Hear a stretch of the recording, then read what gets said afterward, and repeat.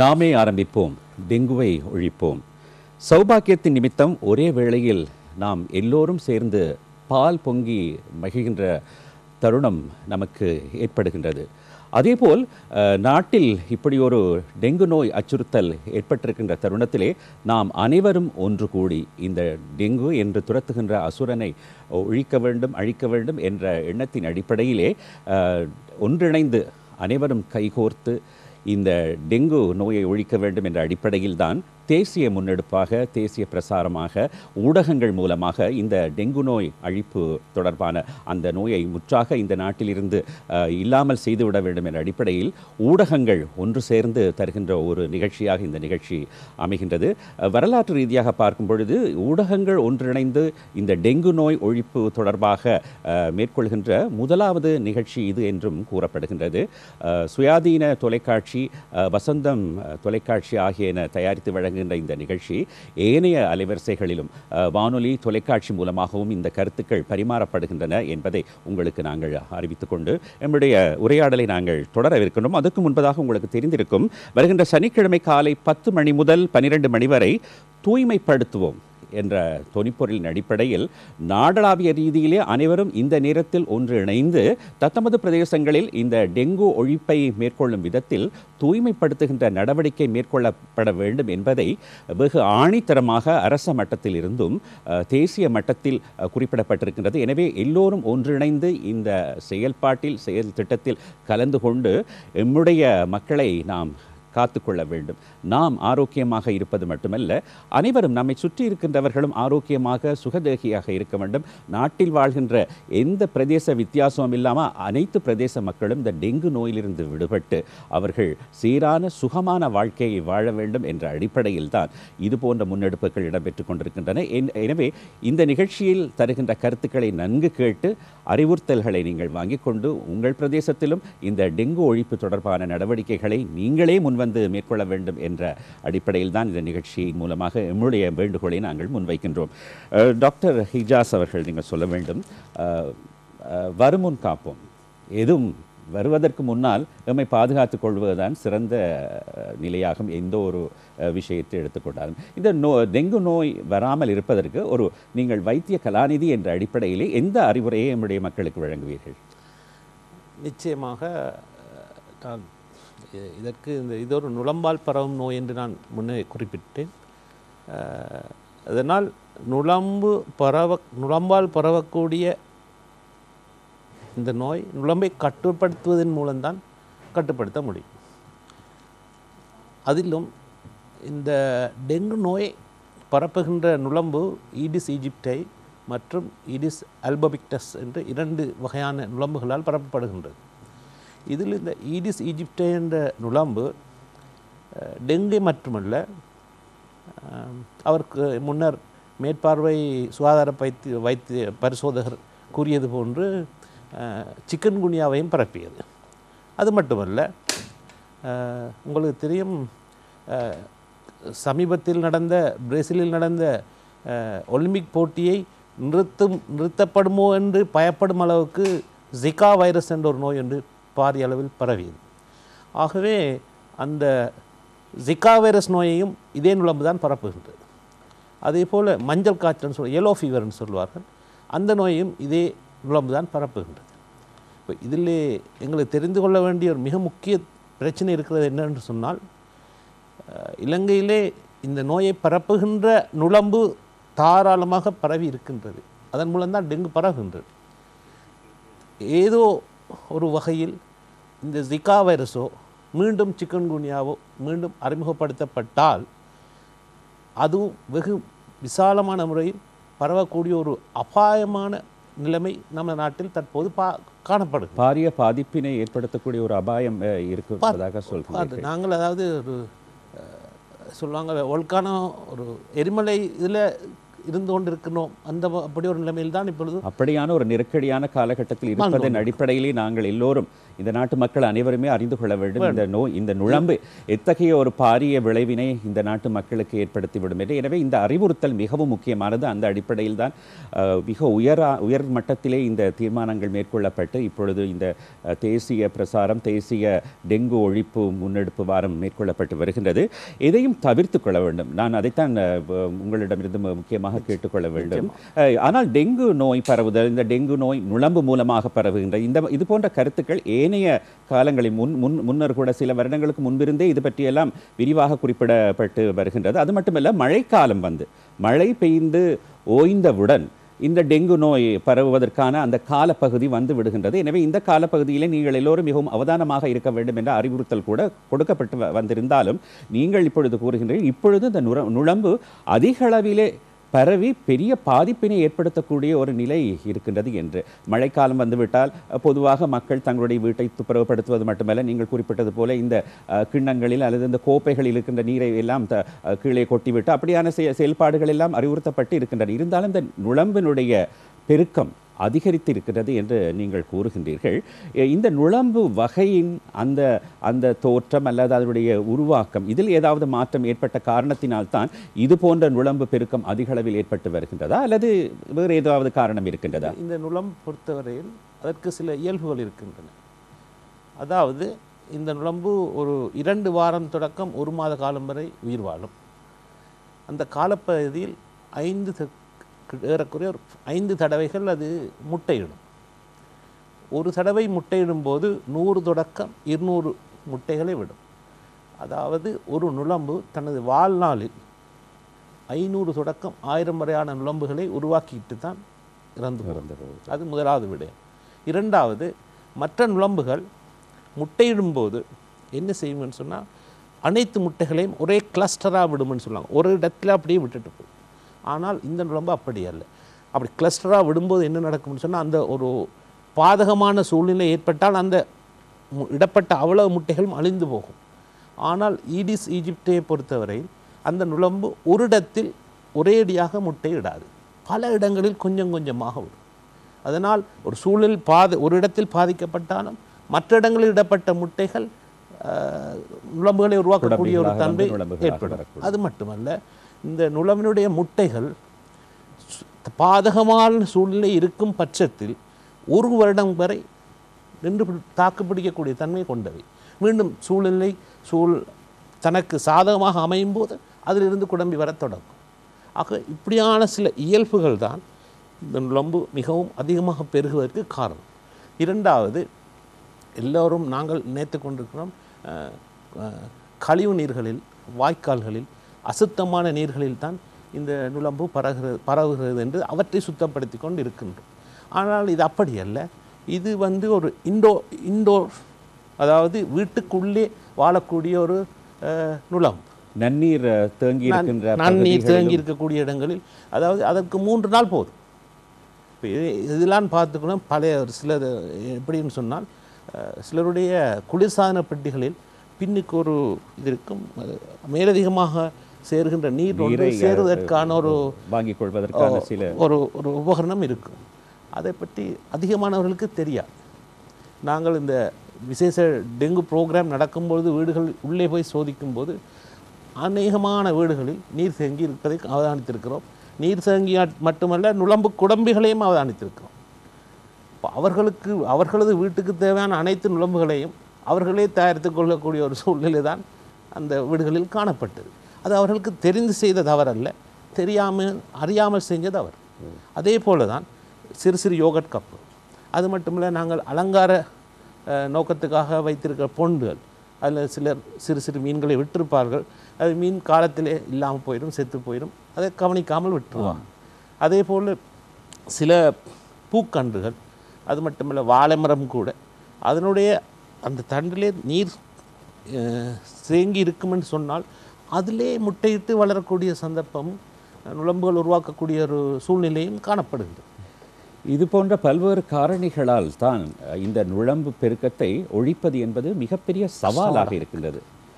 இது நீர் தேங்கி இருக்கின்ற இடத்தை சுத்தப்படுத்துவது மட்டும் போதுமானது அல்ல, மற்றும் வீட்டை மட்டும் சுத்தப்படுத்துவது போதுமானது அல்ல. நீங்கள் குறிப்பிட்டீர்கள், இப்பொழுது பாரிய ஒரு சிக்கல் ஏற்பட்டிருக்கின்றது. இந்த நுளம்பு ஒரே இடத்தில் முட்டைகளை இடுவதில்லை, பல இடங்களில் இடுவதால் சில முட்டைகள் அழிந்து விட்டாலும் சில இடங்களிலிருந்து குடம்பிகள் ஏற்பட்டு நுளம்புகள் வந்து விடுகின்றன. இது அந்த மழைக்காலம் மட்டுமல்ல, மழையில நீங்கள் சொன்னீர்கள் இந்த குடம்பிகள் ஏற்படுவதற்கான சாதக நிலை ஏற்படாத பட்சத்தில் கூட, ஒரு காய்ந்த ஒரு வெப்பம் அதிகம் இருக்கின்ற நேரத்தில் கூட இந்த முட்டைகள் அப்படியே வைக்கப்பட்டிருந்து மீண்டும் மழை பெய்துவிட்டால் அல்லது அதில் நீர் வந்துவிட்டால் அது உயிர் பெற்று வருகின்ற, இதனால் பாரிய பாதுகாப்பை நாங்கள் மேற்கொள்ள வேண்டியிருக்கின்றது. இப்படியான பல சவால்களுக்கு முகம் கொடுக்க வேண்டிய நிலை இருப்பதால் இது பற்றியெல்லாம் நிச்சயமாக எங்களுடைய மக்கள் அறிந்து கொண்டிருக்க வேண்டும். எனவே எந்த நேரத்திலும் சுத்தம் சுகம் தரும் என்பது போல சுத்தப்படுத்துவது என்பது முக்கியமான விஷயம். சுத்தப்படுத்துவது எந்த அளவில் எந்தெந்த மட்டத்தில் மேற்கொள்ளப்பட வேண்டும் என்பது பற்றியெல்லாம் நாங்கள் உங்கள் இருவரிடம் கேட்டு நாங்கள் அறிந்து கொள்ள இருக்கின்றோம். இன்னொரு கேள்வியும் நான் கேட்டுவிட்டு நான் வைத்தியகலாநிதியிடம் வருகின்றேன். ஆரம்ப காலத்திலேயே இந்த டெங்கு நோய் எனப்படுவது அதிக அளவு சிறுவர்களை தான் தாக்கியது என்ற ஒரு கருத்து இருந்தது. அல்லது ஒரு வயோதிபர்களுக்கு இந்த டெங்கு நோயை முகம் கொடுப்பதற்கு கஷ்டமாக இருக்கும், அவர்களுக்கு மரணம் நேரிடக்கூடிய நிலை இருக்கு. இப்பொழுது பார்த்தால் வயதில் இளையவர்கள், இளைஞர்கள், யுவதிகள் கூட டெங்கு நோய் பாதிக்கப்பட்டு உயிரிழக்கின்றார்கள் என்ற தகவல்களை நாங்கள் அதிக அளவிலே அறிந்து கொண்டிருக்கின்றோம். இப்படிப்பட்ட நிலை வருவதற்கான காரணம் என்ன? பொதுவாக சொல்வார்கள், நோய் எதிர்ப்பு சக்தி உடலில் இருக்கின்ற அந்த பருவ காலத்திலே இந்த மாதிரி நோய்களை ஓரளவு அவர்கள் முகம் கொடுத்து அதிலிருந்து தப்பி விடுவார்கள் என்று. ஆனால் இப்போது இளைஞர்கள், யுவதிகளும் இறக்கின்றார்கள். இதற்கான காரணம் என்ன? டெங்கு, அதாவது டெங்கு நோயை உருவாக்குகின்ற வைரஸ் 4 வகையான வைரஸ்கள் காணப்படுகின்றன. அதனால் ஒரு முறை ஒரு வகையான வைரஸினால் தொற்றுக்குள்ளானவருக்கு மீண்டும் அந்த வகையால் டெங்கு நோய் உருவாகாது. அவர் அதற்குரிய பாதுகாப்பை அவர் பெற்றுக்கொள்வார். ஆனால் அவருக்கு இன்னும் 3 முறை டெங்கு வரக்கூடிய சான்ஸ் இருக்குது. மற்றைய 3 வகையான டெங்குவால் வரக்கூடிய ஒரு சூழ்நிலை ஒன்று இருக்கின்றது. அது மட்டுமல்ல, இன்னொரு பிரச்சனை என்னவென்று சொன்னால், டெங்கு நோயால் பாதிக்கப்படுகின்ற நோயாளர் எண்ணிக்கை அதிகரிக்கும் போது இப்படியான டெங்கு ஃபீவர் மற்றும் டெங்கு ஹெமரேஜிக் ஃபீவர் என்று சொல்லக்கூடிய இந்த நோயாளிகளை கவனிப்பதற்குரிய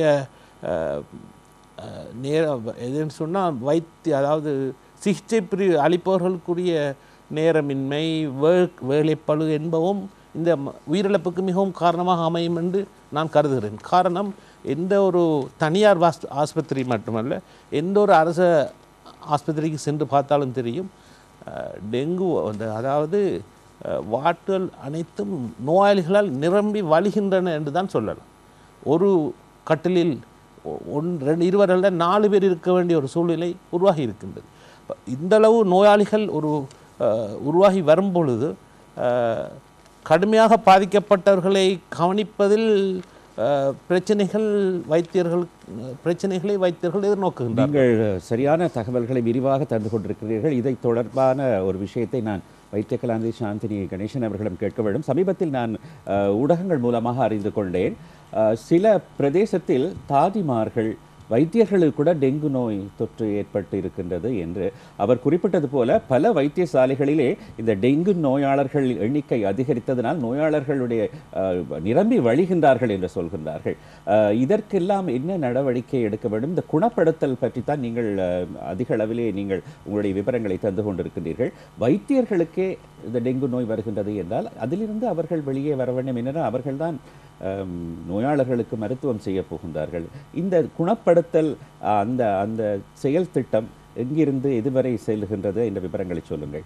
இல்லை, நீங்கள் தற்போது கூறிய மாதிரி தாதியர்கள், வைத்தியர்களுக்கு இந்த நோய் ஏற்படுறது ஒரு காரணம் நான் கூற வேண்டும். ஆரம்பத்தில் கூறிய மாதிரி நோயாளர்களை நுளம்பு கடிக்கும் பொழுதுதான் இந்த வைரஸ் அவர்களுக்குள் உட்படுகிறது, நுளம்பினுள் உட்படுகிறது. அந்த நுளம்பு போய் இன்னொரு சுகதேகியை கடிக்கும் பொழுது அந்த வைரஸ்கள் அங்கால கடத்தப்படுகிறது. உண்மையாக நாங்கள் சொல்ல வேண்டுமானால் இவ்வாறான நோயாளிகள் தற்பாதுகாப்பு நடவடிக்கைகள் எடுக்கப்பட வேண்டும் என்று சொல்லும்போது நெற்றினுள் படுக்க வேண்டும். அப்படி படுக்கும் பொழுது அந்த நோயாளியை நுளம்பு கடிப்பதை நாங்கள் தவிர்த்து கொள்ளலாம். ஆனால் தற்போதைய சூழலில் அவர் கூறியது மாதிரி வாட்டுகளில் அளவுக்கு அதிகமான நோயாளிகள் இருக்கும் பொழுது அப்படி நெட் பாவிக்கக்கூடிய ஒரு முறை சாத்தியம் இல்லை. ஆகவே என்ன நடக்குதுன்னு சொன்னால் வாட்டுகளில் வேலை செய்யும் பொழுது சில வேளைகளில் அங்கே கூட இந்த நுளம்புகள் பெறுவதற்கு இடம் உண்டு. அப்படியான நுளம்பு ஒன்று ஒரு தாதியரையோ வைத்தியரையோ கடிக்கும் பொழுது அவர்களுக்கும் இந்த தொற்றுக்கள் ஏற்பட இடம் உண்டு.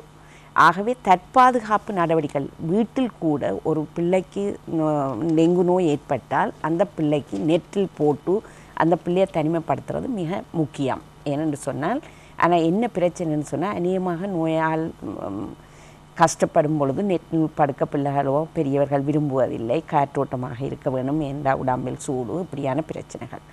எனவே இந்த நோய் நாங்கள் ஆஸ்பத்திரியோ வைத்தியசாலைகள் எடுக்கும் பொழுது இந்த பொது சுகாதார பணியாளர்கள் அடிக்கடி அவர்கள் அங்கேயும் கூட இதை பரிசோதனை செய்து அங்கேயும் சில இடங்களில் அவதானித்திருக்கிறார்கள் இந்த குடம்பிகள் வளரும் இடங்கள் சுத்தப்படுத்த வேண்டியது. ஆகவே வைத்தியசாலைகள் மிகவும் அடிக்கடி சுத்தப்படுத்த வேண்டிய ஒரு இடமாகத்தான் தற்போது காணப்படுகிறது. அது ஒரு புறம் இருக்க அதுதான் காரணம் வைத்தியசாலையில் வேலை செய்பவர்களுக்கும் இந்த நோய் அடிக்கடி தொற்றுவதற்கு.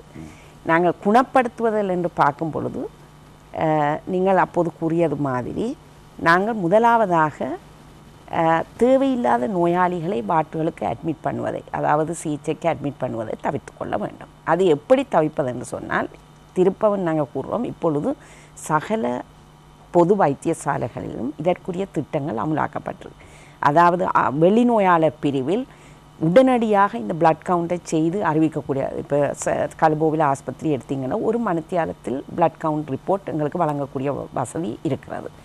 கொடுத்து அவர்கள் திருப்பி ஒரு டாக்டரை அங்கே இருக்கும் நோயாளர் பிரிவில் உள்ள டாக்டரை காணும் பொழுது அவர் அந்த கவுண்டை பார்த்துவிட்டு அவர் சொல்லுவேன் இப்போ அனுமதிக்க வேண்டுமா அனுமதிக்க தேவையில்லையா. முதலாவது வீட்டில் போய் என்ன வகையான செய்ய வேண்டிய நடவடிக்கைகள், அதுக்கு துண்டு பிரசுரங்களும் கூட கையளிக்கப்படுகின்றன. எப்பொழுது நீங்கள் உடனடியாக மீண்டும் பெற வேணும். இல்லையென்று சொன்னால் அவர்கள் டாக்டரும் காட்டிவிட்டோம் அவர் ஒரு பிரச்சனையும் இல்லை என்று சொல்லிவிட்டார் என்று போட்டு வீட்டிலே கவனம் இல்லாமல் இருந்தார்கள் என்றால் அந்த தாக்கம் அதிகரித்து பிறகு வரும்பொழுது நீங்கள் லேட்டாக வந்து விட்டீர்கள் என்ற ஒரு குற்றச்சாட்டுக்கும் ஆளாகிறது. ஆகவே அவர்கள் அறிந்து கொண்டு போகணும், நான் இனி அடுத்த பிளட் கவுண்ட் எப்போ எடுக்க வேண்டும், எவ்வகையான அறிகுறிகள் எனக்கு காணப்பட்டால் நான் உடனடியாக இரவு பகல் பெறாமல் வைத்தியசாலையை நாட வேண்டும். இப்படியான நடவடிக்கைகள் சகல ஆஸ்பத்திரிகளுக்கும் எங்களுடைய அமைச்சிலிருந்து சுற்று நிரூபங்கள் அனுப்பப்பட்டிருக்கின்றன. எவ்வாறு இவர்களை தரம் பிரிப்பது, யார் எப்படிப்பட்ட நோயாளர்கள் வாட்டுகள் அட்மிட் அதாவது சிகிச்சைக்கு அனுமதிக்கப்பட வேண்டும், எப்படிப்பட்ட நோயாளர்கள் வீட்டுக்கு போய் என்ன மாதிரியான சிகிச்சைகள் பெற்றுக்கொள்ள வேண்டும், இப்படியான. அப்போ அதில் முக்கியமாக நாங்கள் பார்ப்பது என்னென்னு சொன்னால் 2ஆம் நாளில் பிறகு செய்யப்படுற பிளட் கவுண்டில் இந்த குருதி சிறுதட்டுகள் இந்த பிளேட்லெட்டின் எண்ணிக்கை குறைவாக இருக்கும் பொழுது, பொதுவாக 150 130க்கு குறைவாக இருக்கும் பொழுது நாங்கள் அவர்களை அனுமதிக்கும்படி கூறுவோம். தற்சமயம் 180ஆக இருந்தால் அவர்கள் சந்தோஷப்பட்டு கொண்டு போக முடியாது. அவர்கள் வீட்டை போய் திருப்பவும் ஒரு கவுண்டரோட பின்னேறம் எடுக்க வேண்டும். ஏனென்றால் பின்னேறம் அது சில வேளை குறையக்கூடும். சில வேளையில் நடப்பது என்னென்றால் ஒரு தரம் பிளட் டெஸ்ட்டை செய்துவிட்டு அது நல்லது என்று சொல்லி டாக்டர் சொன்னவுடன் அவர்கள் மிக திருப்தியோடு வீட்டில் இருந்துவிட்டு பிறகு 2-3 நாள் கழித்து பிள்ளையோ பெரியவரோ மிகவும் சுவையினமாக இருக்கும் பொழுது திருப்பி கொண்டரும் பொழுது நாங்கள் கூறுகிறோம், நீங்கள் கொஞ்சம் வேற ஏன் இவ்வளவு தாமதம். அது கூட சில வேளைகளில் இந்த உயிரிழப்புகளுக்கு ஒரு காரணமாக அமைகிறது. நீங்கள் சொல்வது மிக முக்கியமான விஷயம். தற்காலத்தில் இந்த டெங்கு நோய் அதிக அளவில் பரவி வருகின்ற சந்தர்ப்பத்திலே இது போன்ற நிகழ்வுகள் பல இடம் பெற்றுக் கொண்டிருக்கின்றன. ஒரு காலகட்டத்திலே வைத்தியர்கள் கூறி இரத்த பரிசோதனை செய்துவிட்டு அதில் பெறுபேறு வரும்பொழுது அதிலே டெங்கு காய்ச்சல் இல்லை என்ற ஒரு முடிவு வந்தவுடன் சரி டெங்கு காய்ச்சல் இல்லை என்று அவர்கள் வீட்டில் போய் நீங்கள் சொல்வது போல ஓய்வெடுத்துக் கொண்டு இருப்பார்கள். ஆனால் இப்பொழுது அப்படி இல்லை. முதலாவது இரத்த பரிசோதனை பிறகு வருகின்ற அந்த பெறுபேறிலே டெங்கு என்று காட்டப்படாவிட்டாலும் அடுத்த பரிசோதனைகள் செய்யும் பொழுது அதிலே டெங்கு காய்ச்சல் என்று பிறகு அறியக்கூடிய ஒரு நிலைமை ஏற்படுகிறது. அதனால் தான் சொல்வார்கள் போல இருக்க சில வைத்தியசாலைகளில் வைத்து கண்காணித்தல், இந்த நோயாளரை நாங்கள் கண்காணிக்கின்றோம் என்று தாய் தந்தையருக்கோ அல்லது பெற்றோர்களுக்கு இது விளங்காமல் இருக்கும். பார்த்தால் டெங்கு இரத்த பரிசோதனையில் டெங்கு நோய் காட்டவில்லை, ஆனால் இவர்கள் கண்காணிக்க வேண்டும் என்று வைத்து கொண்டிருக்கின்றார்கள் என்று ஒரு அவர்களுக்கு அதை பற்றிய ஒரு விபரமான அறிவில்லாத நிலையில் அவர்கள் குழம்பி போயிருக்கின்ற நிலையும் இருக்கின்றது. இப்பொழுது நீங்கள் சொன்னது மிகவும் முக்கியமான விஷயம்.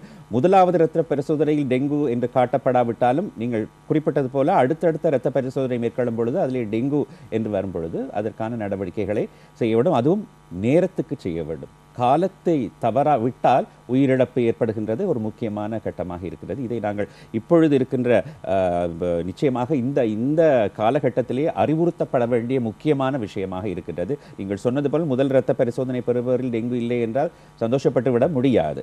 நீங்கள் சொல்ல வேண்டும், கொழும்பு மாநகர சபை பொது சுகாதார பரிசோதகராக மேற்பார்வையாளராக இருக்கின்ற வேலு சிவகுமார் அவர்களே, கொழும்பில் இப்பொழுது கொழும்பிலும் கொழும்பை சுற்றி இருக்கின்ற வைத்தியசாலைகள் டெங்கு நோயாளர்களால் இந்த வைத்தியசாலைகள் நிரம்பி வழிகின்றன.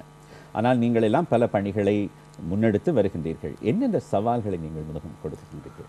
உண்மையில் வைத்திய கலாநிதி இஜாஸ் அவர்கள் கூறிய கருத்துடன் சில கருத்துக்களை நான் சேர்க்க வேண்டியுள்ளது. வைத்தியர் சொன்னது போல் இந்த நுளம்பானது மிகவும் மனிதனை விடவும் புத்திசாலித்தனமாக இயங்குகிறது என்று சொல்லலாம். அது மாத்திரமல்லாமல் சில கருத்துக்கள் காணப்படுகின்றன. நுளம்பு போடும் முட்டையில் கூட இந்த வைரஸ் கிருமிகள் காணப்படலாம் என்று. எனவே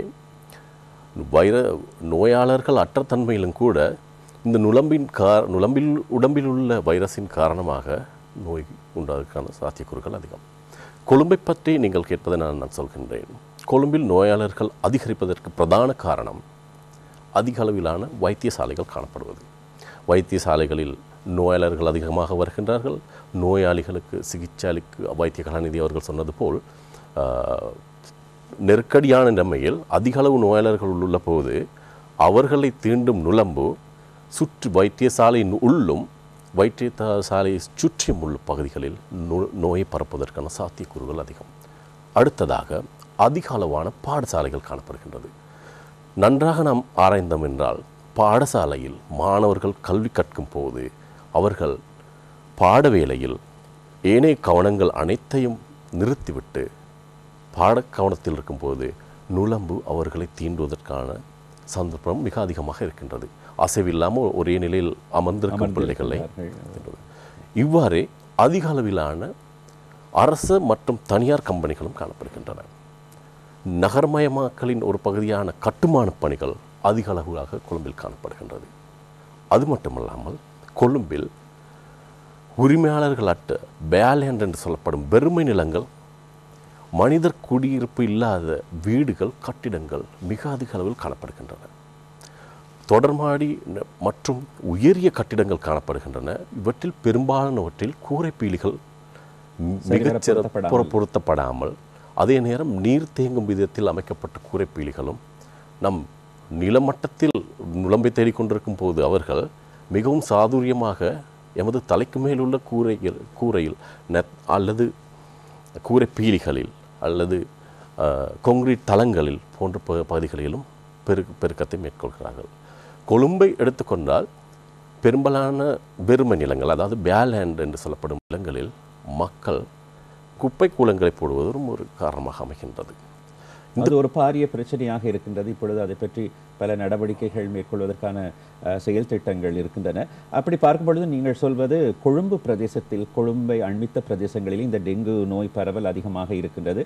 அதனால் அதிக அளவு சவால்களுக்கு இதை இல்லாமல் செய்வதற்கு மேற்கொள்ள வேண்டிய நடவடிக்கைகளை நீங்கள் எடுக்கும் பொழுது அதிக சவால்களுக்கு முகம் கொடுக்க வேண்டியிருப்பதாக சொல்கின்றீர்கள்.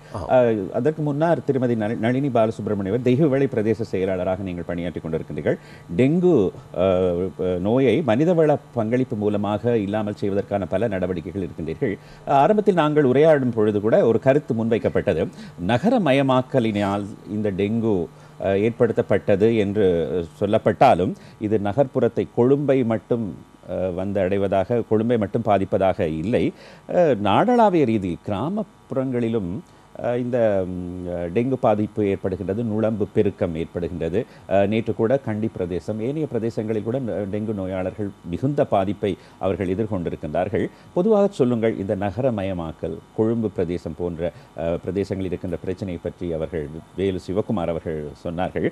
பொதுவாக மனித பங்களிப்பு நகர்ப்புறமாக இருந்தால் என்ன, கிராமப்புறமாக இருந்தால் என்ன, எந்த விதத்தில் செயற்படுத்தப்பட வேண்டும் என்று இரு வைத்தியர்களும் கூறியதன் மூலம் எங்களுக்கு அது தெளிவாக தெரிகின்றது. மக்களின் அறியாமை தான் இதற்கு மிக முக்கிய காரணமாக இருக்கின்றது. அவர்கள் நோய் ஏற்பட்ட பின் என்ன செய்யலாம், நோய்க்கான காரணங்கள் என்ன என்று விளங்கப்படுத்தினார்கள். ஆனால் இங்கே இவர் வீட்டிலும் இவர் சொன்னார் குளிரூட்டியில் இருக்கின்றது. இதெல்லாம் பல மக்கள் நாங்கள் அந்த குழுக்களை அமைத்து வீட்டுக்கு வீடு நாங்கள் சென்று அந்த பரிச்சனையை செய்வதால் என்னால் கூற முடியும், இன்னமும் மக்களது அறியாமை என்பது பெரும் பங்கு இருக்கின்றது. இந்த நகரப்புறங்களில் உள்ள பிரச்சனை, நாங்கள் வீடுகளுக்கு செல்வது, நாங்கள் எங்களது உத்தியோகத்தர்களை அனுப்புவது காலை 8 to 5 மணி வரை உள்ள பகல் நேரங்களில். அப்படி செல்லும் போது நகரப்புறங்களில் வீட்டில் உள்ள அனைவருமே வேலைக்கு செல்பவர்கள். ஸோ வீடுகள் எல்லாம் மூடப்பட்டு இருக்கும். அதனால் அந்த வீடு மூடப்பட்ட இடங்களில் எங்களால் உள்ளுக்கு செல்ல முடியாது. சில வீடுகளில் நீங்கள் கவனிப்பீர்களாக இருந்தால் எங்களது குழுக்கள் சென்று அவர்களுக்காக நாங்கள் செல்லும் போது கூட அவர்கள் வீட்டுக்குள் எங்களது உத்தியோகத்தர்களை அனுமதிப்பது குறைவாக இருக்கிறது. ஆமாம் திருமதி பாலசுப்ரமணியம் அவர்களே, இந்த அறியாமை இவர்கள் எல்லாம் அறிவுறுத்தப்பட வேண்டும் என்பது என்ற கருத்தை நீங்கள் முன்வைத்தீர்கள். இது பற்றி நாங்கள் விவரமாக பேச வேண்டும் ஒரு சிறிய இடைவேளைக்கு பின்னர். ஆமாம், டெங்கு நோய் ஒழிப்பு பற்றிய தேசிய முன்னெடுப்பு தொடர்பான உரையாடல் இடம்பெற்றுக் கொண்டிருக்கின்றது. இந்த உரையாடல் இன்னும் தொடர இருக்கின்றது ஒரு சிறிய இடைவேளையை அடுத்து.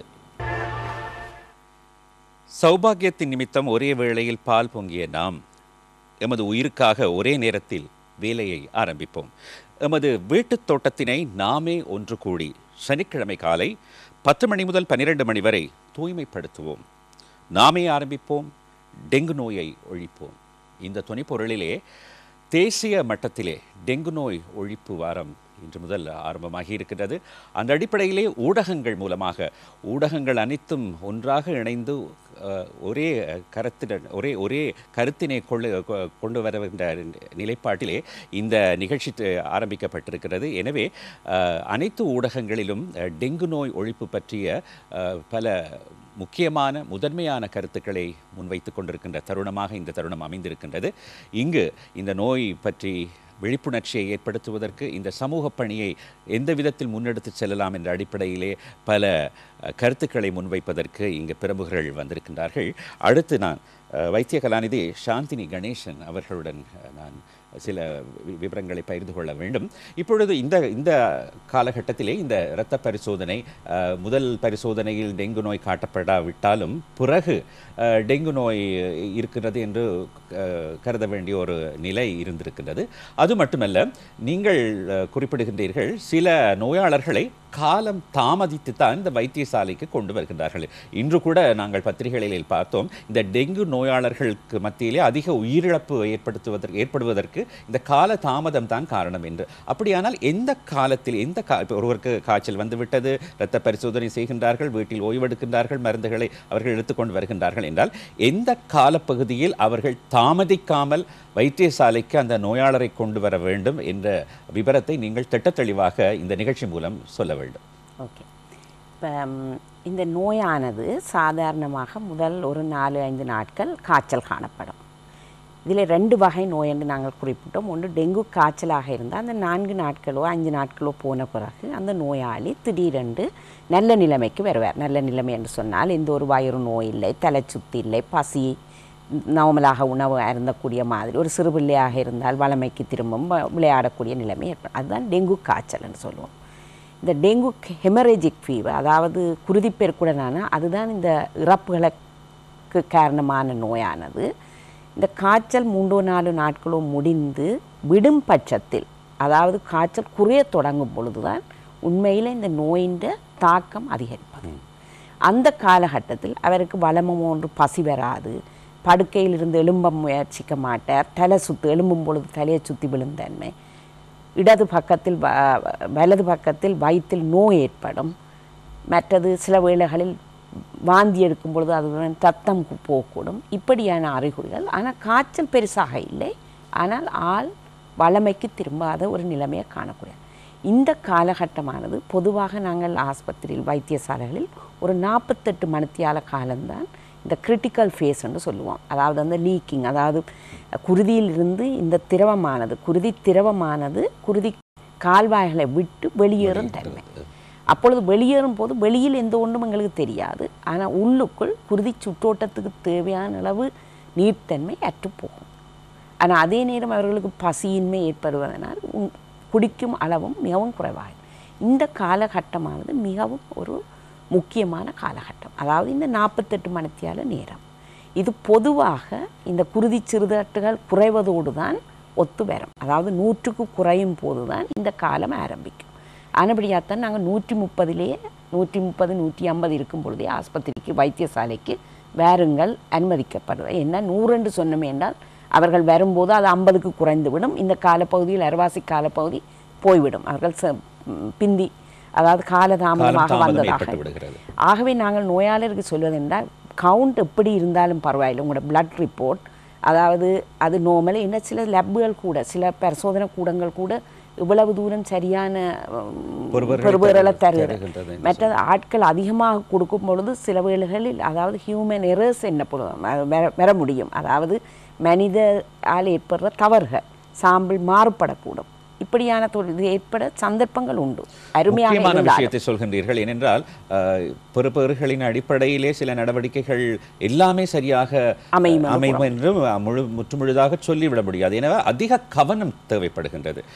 இந்த இப்படி ஒரு நோயாளர் வந்து விட்டார் என்றால் அதிக கவனம் எப்படினால் நீங்கள் இப்பொழுது சில பேர் சொல்லுவார்கள் 100 அந்த பிளேட்லெட்ஸ் என்று குறிப்பிடுவது 100க்கு குறைய வந்து விட்டால் தான் அது மிகவும் பாரதூரம் என்று, அதுக்கு குறைய வராவிட்டால் அது பரவாயில்லை என்று சிலர் சொல்லுவார்கள். ஆனாலும் நீங்கள் சொல்லுங்கள், வைத்தியர் என்ற ரீதியில் சொல்லுங்கள், எந்த காலகட்டத்தில் எந்த நிலையில் அவர்கள் வைத்தியசாலைக்கு கொண்டு வரப்பட வேண்டும் என்பது.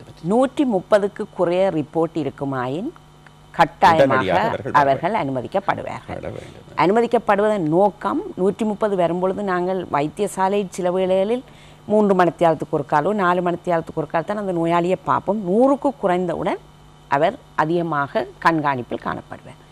ஆனால் திடீரென்று ஒரு ஆளுடைய குருதித்தட்டுகள் இறங்க தொடங்குமாயிருந்த, அதாவது நேற்று செய்த ரிப்போர்ட்டில் 250, இன்றைக்கு செய்த ரிப்போர்ட்டில் 160 என்று சொன்னார். அதாவது திடீரென்று அந்த குருதிச்சட்டுகள் இறங்குவதை காணக்கூடியது. அப்படியான நோயாளியாக இருந்தால் 160 இருந்தாலும் நாங்கள் உடனடியாக வைத்தியசாலைக்கு அனுமதிக்கப்பட வேண்டும். மற்றது ஒரு டாக்டர் பரிசோதிக்கும் போது அந்த நோயாளி மிக கடுமையான வளமையாக என்ன நடக்குன்னா வீட்டிலிருந்து ஒவ்வொரு பெற்றாரையும் யோசிப்பார்கள் தன்னுடைய பிள்ளை மிகவும் கடும் நோயாளி என்று. ஆனால் ஒரு வைத்தியர் பார்க்கும் பொழுது அப்படி அல்ல. அவர் ஒப்பீட்டு ரீதியில் அவருக்கு கூற முடியும் பெற்றார் மிக கடுமை என்றாலும் சில வேளைகளில் நாங்கள் சொல்லுவோம் நீங்கள் பயப்பட தேவையில்லை, இந்த முறைகளை நீங்கள் கையாண்டு போட்டு இன்ன நேரம் வரும்பொழுது வாங்க. இதுதான் சிக்கல் இருக்கின்றது. சில நேரத்தில் தாமதித்து கொண்டு வரப்படுகின்றார்கள் நோயாளர்கள் என்ற காரணம் முன்வைக்கப்படுகின்றது. சில நேரத்திலே தேவையில்லாமல் இவர்கள் கலவரம் அடைகின்றார்கள்.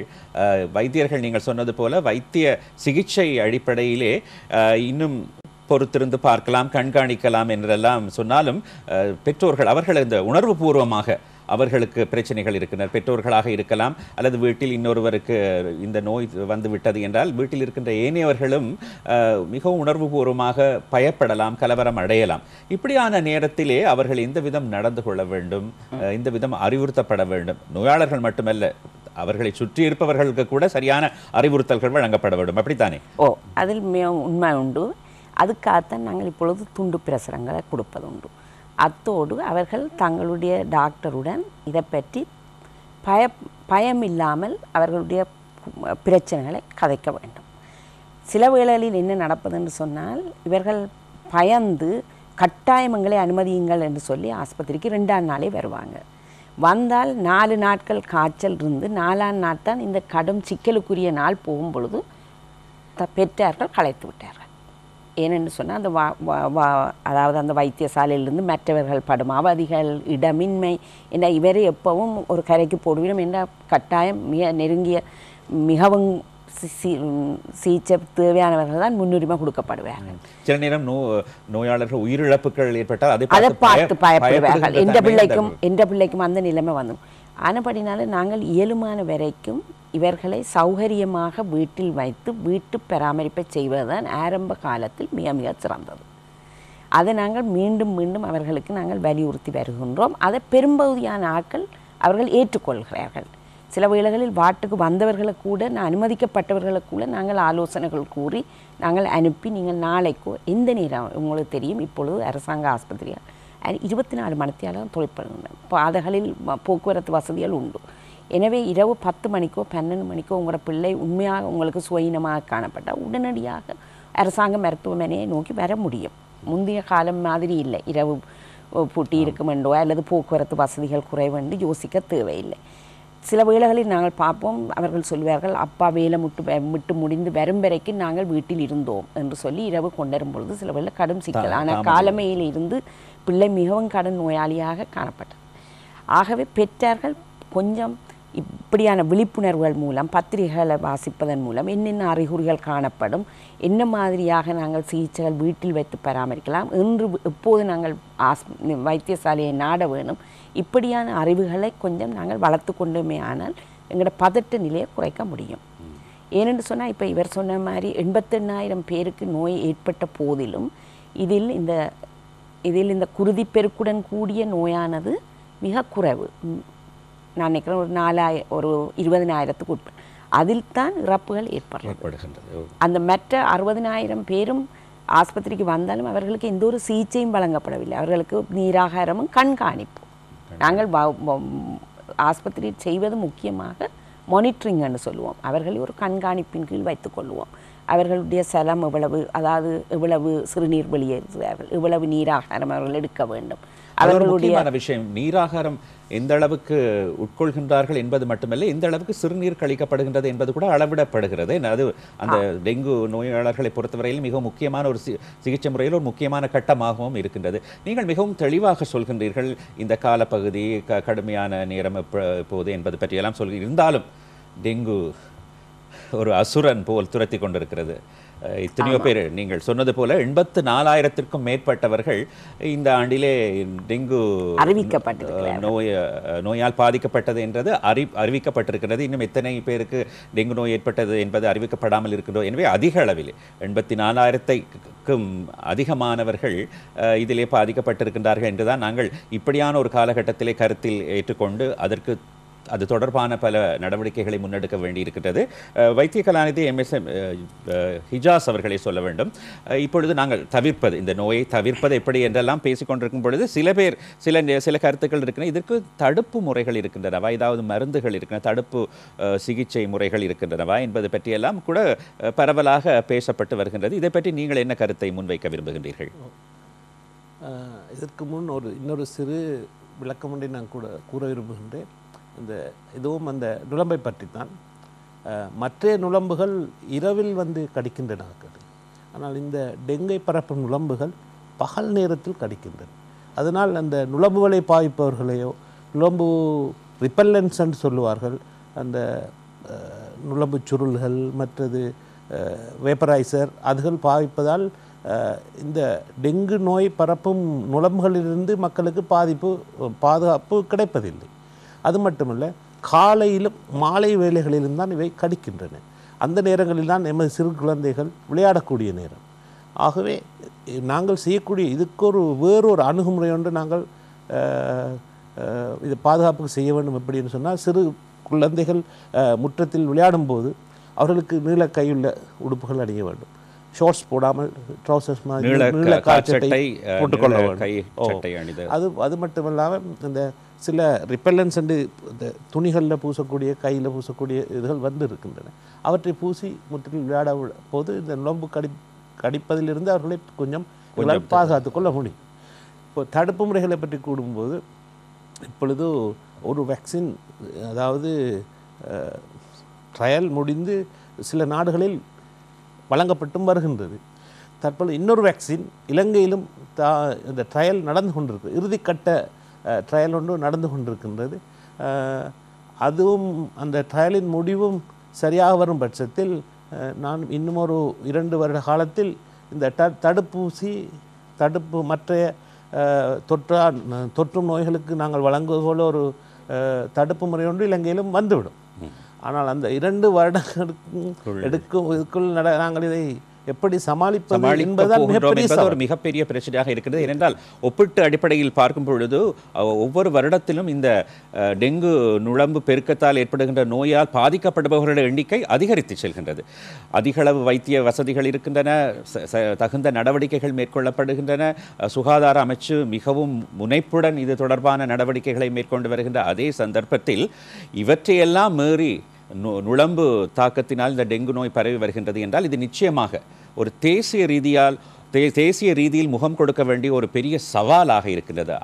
அதற்காகத்தான் இது போன்ற விழிப்புணர்ச்சி நிகழ்ச்சிகளை தொடர்ச்சியாக நடத்த வேண்டும் என்ற முனைப்புடன் அனைவருமே ஒன்று சேர்ந்து நாம் மகிழ்ச்சியாக விழாக்களை கொண்டாடும் பொழுது எல்லோரும் சேர்ந்து சந்தோஷமாக கொண்டாடுகின்றோம். ஆனால் இந்த காலகட்டத்தில் தான் எல்லோரும் ஒன்றிணைந்து பணியாற்ற வேண்டிய ஒரு பொறுப்பு இந்த நாட்டு மக்கள் அனைவரின் கரங்களிலும் இந்த பொறுப்பு வந்திருப்பதை நாங்கள் உணர்ந்து செயல்பட வேண்டி, இது அரசு அதிகாரிகள் மட்டுமல்ல, வைத்தியர்கள் மட்டுமல்ல, அரசாங்கம் மட்டுமல்ல, எல்லோருமே ஒவ்வொருவரும் இந்த நாட்டிலே இணைந்து பணியாற்ற வேண்டிய ஒரு சூழ்நிலைக்கு வந்திருக்கின்றது. அந்த அடிப்படையில் தான் இந்த வாரத்திலே மிகுந்த செயற்பாடுகள் திட்டமிடப்பட்டிருக்கின்றன, முன்னெடுக்கப்படவிருக்கின்றன. நீங்கள் சொல்ல வேண்டும் வேலு சிவகுமார் அவர்களே, இந்த மீன் வளர்ப்பு இப்பொழுது கொழும்பு பிரதேசத்தில் அலங்கார மீன்கள் வளர்க்கப்படுகின்றன மற்றும் தொட்டிகளில் எல்லாம் மீன்கள் இந்த நுளம்புகளை தவிர்ப்பதற்காக அந்த குடம்பிகளை எல்லாம் அழிப்பதற்காக மீன் வளர்க்கப்படுகின்றது. இதன் மூலம் இந்த சரிவர செய்துவிட முடியுமா, முற்றுமுழுதாக செய்துவிட முடியுமா என்பது பற்றிய கருத்தை சொல்லுங்கள். நீங்கள் டெங்கு நோயை பொறுத்த மட்டில் டெங்கு நோய் பரவுவதற்கு பிரதான காரணம் டெங்கு நோயை காவி செல்லும் நுளம்பு. அதேபோல் மறுபக்கத்தில் நோய் காரணியான வைரஸ் காணப்படுகின்றது. இன்னொரு பக்கத்தில் நோய் தொற்றுக்கொள்ளாகின்ற மக்கள், அடுத்ததாக எமது சூழல் இது அனைத்தையும் ஒன்றிணைக்கும். அதேபோல் ரசாயன பௌதிக உயிரியல் முறை நுளம்பு கட்டுப்பாடை மேற்கொள்ள வேண்டும். இதனை இன்டகிரேட்டட் மாஸ்கிட்டோ கண்ட்ரோல் என்று நாங்கள் சொல்கின்றோம். இதில் உயிரியல் முறை என்ற முறைக்கின் கீழ் நாங்கள் 2 பிரதான விஷயங்களை கொண்டு செல்கின்றோம். இதில் இந்த மீன் வளர்ப்பு என்பது நுளம்பு குடம்பிகளை உண்ணக்கூடிய மீன்களை வளர்க்க வேண்டும். விசேடமாக நான் அறிந்தேன், சில மீன்கள் இதர் நுளம்பை அழிப்பதற்கு எந்த விதத்திலும் பிரயோசனப்படுவதில்லை, இதற்காக ஒரு சிறப்பு இயல்புகள் பெற்ற மீன்களைத்தான் அதிலே வளர்க்க வேண்டும் என்று சொல்கின்றார்கள். அதில் உண்மை இருக்கின்றதா? உண்மை இருக்கின்றது. எல்லா மீன்களும் நுளம்பு குடம்பிகளை உணவாக உட்கொள்வதில்லை. இலகுவாக நாம் பெற்றுக்கொள்ளக்கூடிய கப்பி வகை மீன்கள் எந்நேரமும் மீன் தொட்டிகளில் நாம் பார்த்தோம் என்றால் மேற்பரப்பிலே காணப்படும். பெரும்பாலான நுளம்பு குடம்பிகளும் மேற்பரப்பிலே காணப்படும். மற்றது இந்த கப்பி வகை மீன்கள் விரும்பி உண்ணும் நுளம்பு குடம்பிகளை. உதாரணமாக வீட்டிலே நுளம்பு குடம்பிகள் நமக்கு எங்காவது அகப்பட்டால் கப்பி வகை மீன்கள் 2 அல்லது 3 போட்டு ஒரு 15 நிமிடம் பார்த்தோம் என்றால் அதில் ஒரு குடம்பியும் இருக்காது. அந்த அளவுக்கு மிகவும் சிறந்த முறையில். அப்படியே அலங்கார மீன்களை வளர்ப்பது மட்டும் போதுமானது அல்ல, அப்படித்தானே? அலங்கார மீன்களையோ அல்லது இறைச்சி உண்ணும் மீன்களையோ வளர்ப்பதை விட இந்த கப்பீன மீன்கள் மிகவும் நுளம்பு குடம்பிகளுக்காக மிகவும் சிறந்த முறையில் நீர்த்தேங்கும் இடங்களில் பயன்படுத்தக்கூடிய ஒரு மிக குறைந்த பாதிப்பை ஏற்படுத்தக்கூடிய, அதாவது ரசாயன பொருட்களோ ஒன்றுமில்லை, உயிரியல் முறை என்பதனால் அது ஒரு சிறந்த முறையாக கையாளலாம். மற்றது இந்த பிடிஐ பாக்டீரியா பற்றி எல்லாம் பேசப்படுகின்றது. இது என்ன, அதை பற்றிய விவரங்களை சொல்லுங்கள். தற்போது இலங்கையில் பிடிஐ பாக்டீரியா பயன்படுத்தப்பட்டு வருகின்றது. பிடிஐ பாக்டீரியா எனப்படுகின்றது பேசிலஸ் துரெஞ்சிஸ் இஸ்ரேலென்சிஸ் என்று சொல்லப்படுகின்ற பாக்டீரியாவின் நச்சு பொருளை, டாக்ஸினை கொண்டு தயாரிக்கப்படுகின்ற ஒரு தடுப்பு முறையே இது நுளம்பு குடம்பியை நாங்கள் எடுத்துக்கொண்டோம் என்றால் முட்டை இட்ட பின் நுளம்பு குடம்பி 3 தடவை அதன் தோலை கலட்டும். அதாவது முட்டையிலிருந்து குடம்பி வரும், தோல் கலட்டி 2ஆம் நிலை குடம்பி, பிறகு தோல் கலட்டி 3ஆம் நிலை குடம்பி, பிறகு தோல் கலட்டி நிறைவு குடம்பியிலிருந்து பியூப்பா, லாவாயிலிருந்து பியூப்பா ஸ்டேஜுக்கு போகும், பியூப்பா ஸ்டேஜுக்கு செல்லும். இடையில் காணப்படுகின்ற 2 குடம்பி நிலைகளை அழிக்கக்கூடிய தன்மை, அதாவது உணவு உண்ணும் நிலையில் உள்ள குடம்பிகளை அழிக்கக்கூடிய தன்மை இந்த பிடிஐ பாக்டீரியாவுக்கு காணப்படுகின்றது. நளினி பாலசுப்ரமணியம் அவர்களை நீங்கள் சொல்ல வேண்டும், டெங்கு நோயை ஒழிப்பதற்கு மனித வள பங்களிப்பு, அதை பற்றி தான் நான் உங்களுடன் பேசி கொண்டிருக்கின்றோம். இந்த சுத்தப்படுத்தல் பற்றி நீங்கள் சொன்னீர்கள். சுத்தப்படுத்தல், இந்த சுத்தப்படுத்தும் முறை ஒவ்வொரு நபரையும் பார்க்கும் பொழுது அவருடைய அந்த பங்களிப்பின் அடிப்படையிலே வேறுபடும்.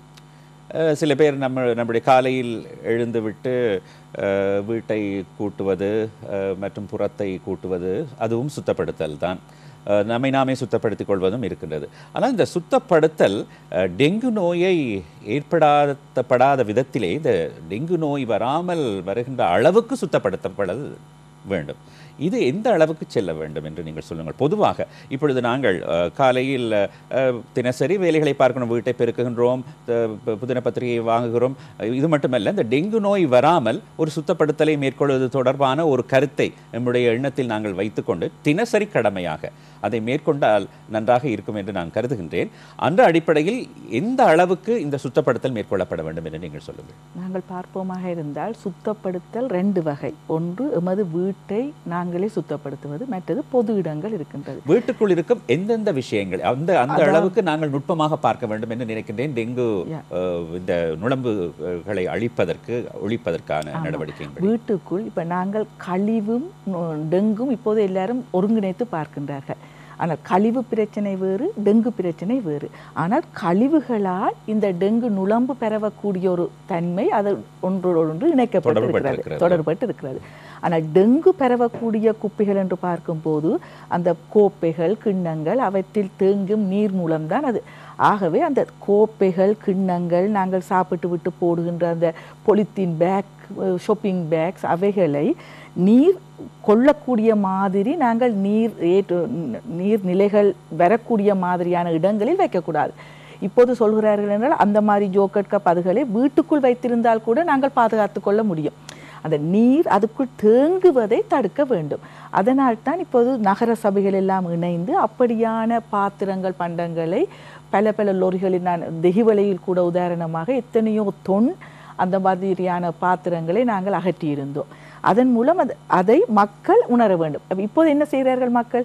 நாங்கள் அந்த டெங்குக்கான தற்காப்புக்காக செல்லும் பொழுது அவர்கள் வீட்டில் உள்ள மற்ற கழிவுகளையும் சேர்த்து இந்த லொரிகளில் ஏற்றக்கூடிய ஒரு பிரச்சனையும் இருக்கின்றது. சிரமங்கள் ஏற்படுகின்றது. அதற்காகத்தான் எங்களது வீதி குழுக்கள், நான் ஏற்கனவே கூறப்பட்டது போல், அவர்களை அறிவூட்டி இந்த மாதிரியான வெளியில் சில நேரம் சொல்கிறார்கள் அந்த மூவிங் வாட்டர், நகரும் நீர்நிலைகளில் டெங்கு இருக்காது என்று சொல்லித்தான் இந்த பொது இடங்களை துப்புரவாக்குகிறார்கள். ஆனால் இப்போது கண்டுபிடித்திருக்கிறார்கள் நகரும் நிலைகளில் கூட, வாய்க்கால்களில் கூட சில கிண்ணங்கள் இருக்கும்போது அதில் அந்த தண்ணீர்கள் இருந்து, ஆகவே அந்த பொது இடங்களையும் சுத்தப்படுத்த வேண்டிய, அது நகர சபைக்கு சேர்ந்தது, நகர சபை செய்வார்கள் என்றதுக்காக சில நேரங்களில் மக்கள் இதனை செய்யாமல் இருக்கிறார்கள். இதில் நான் முக்கியமாக குறிப்பிட வேண்டும், இதை மக்கள் பார்த்து கொண்டிருப்பார்களால் இருந்தால் அவர்கள் அதை அறிய வேண்டும். இப்போ எமது குழுக்கள் செல்லும் போது இது அரசாங்கத்தால் ஒரு குழுக்களை அமைத்து சுத்தப்படுத்த வருகிறார்கள் என்று கைகட்டி வேடிக்கை பார்த்து கொண்டிருக்கும் மக்களின் எண்ணிக்கை அதிகமாக இருக்கின்றது. தாமே உணர்ந்து தாங்களும் அந்த சுத்தப்படுத்தலில் ஈடுபட வேண்டும் என்ற உணர்வு இன்னும் மக்களிடம் பெறவில்லை. அதை விட தங்களது பொறுப்புணர்ச்சி அவசியம். இப்பொழுது இது டெங்குவை ஒரு அசுரன் என்ற அந்த நிலையில் வைத்து பார்க்க வேண்டிய துரத்துகின்றார். அப்ப இவனை நாங்கள் இல்லாமல் செய்வதற்கு என்ன செய்ய வேண்டும் என்றால், நிச்சயமாக மக்களுடைய பங்களிப்பு, நீங்கள் சொன்ன அரசு அதிகாரிகள், அரச ஊழியர்கள் செய்கின்ற பொழுது அவர்கள் செய்கின்ற வேலையை கைகட்டி நின்று வேடிக்கை பார்ப்பது மட்டுமல்லாமல் அவர்களுடன் சேர்ந்து இவர்கள் எந்தவித உதவிகளை செய்யலாம். நீங்கள் இந்த துறையிலே நீங்கள் சிறப்பான பயிற்சிகளை எல்லாம் பெற்றிருக்கின்றீர்கள். இந்த பொதுமக்கள் அரசு அதிகாரிகள் அல்லது அரசு ஊழியர்கள் இதுபோல் பங்களிப்பை செய்யும் பொழுது அவர்களுக்கு சிரமங்களை ஏற்படுத்தாமல் எந்த விதத்தில் ஒத்துழைப்பை வழங்கலாம் என்ற கருத்தை சொல்லுங்கள். நிச்சயமாக சிலர்கள் நிற்கிறார்கள், அவர்களை நாங்கள் தண்டிப்பதற்காகத்தான் அந்த வீட்டுக்குள் வருகின்றோம் என்று. அப்படியல்ல, அவர்களது சந்ததியை காப்பாற்றும் பொருட்டுத்தான் நமது குழுக்கள் செல்கின்றது என்று அவர்கள் உணர வேண்டும். ஒருவரது வீட்டில் ஒரு மரணம் நிகழும் வரை அவர்கள் அந்த பொறுப்பை உணர்கிறார்கள் இல்லை. ஏதோ அயல் வீட்டில் நடக்கும் ஒரு சம்பவம் அடுத்தவர்களுக்கு நடக்கும் சம்பவமாக பார்க்கின்றார்கள். ஆகவே எமது குழுக்கள் செல்வது தங்களது உயிரை காப்பாற்றும் ஒரு பணி நிமித்தம் செல்கிறார்கள் என்றதை உணர்ந்து, எங்கெங்கு சில நேரங்கள் நான் ஏற்கனவே கூறியது போல் அறியாமை இருக்கின்றது. ஸோ எந்தெந்த இடங்களில் அந்த டெங்கு பரவக்கூடியது இருக்கின்றது. நாங்கள் செல்லும் போது எங்களது குழுக்களில் ஒரு PHI சுகாதார உத்தியோகத்தர் வருகின்றார். அப்போ அவருக்கு தெரியும் என்ன மாதிரியான தொழில்நுட்ப ரீதியாக இப்படியான பாதிப்புகள் இருக்குதுண்டு. ஸோ அவர்கள் எங்களை அனுமதிக்க வேண்டும். அனுமதிப்பதன் மூலம் அவர்கள் அதை அறிவு கொள்ள வேண்டும், எப்படி எந்தெந்த இடங்களில் இந்த டெங்கு சேர்ந்து கொண்டிருக்கிறது. அப்போ அதை ஏற்றுக்கொண்ட பின் தொடர்ச்சியாக அவர்கள் இந்த சுத்தப்படுத்தலை ஏற்படுத்த முடியும். ஆமாம், திருமதி பாலசுப்ரமணியம் அவர்களே, இது பற்றி இன்னும் மேலும் கலந்துரையாட வேண்டியிருக்கின்றது. ஒரு சிறிய இடைவேளைக்கு பின்னர் இந்த உரையாடல் மீண்டும் தொடரவிருக்கின்றது. நாமே ஆரம்பிப்போம், டெங்கு நோயை ஒழிப்போம்.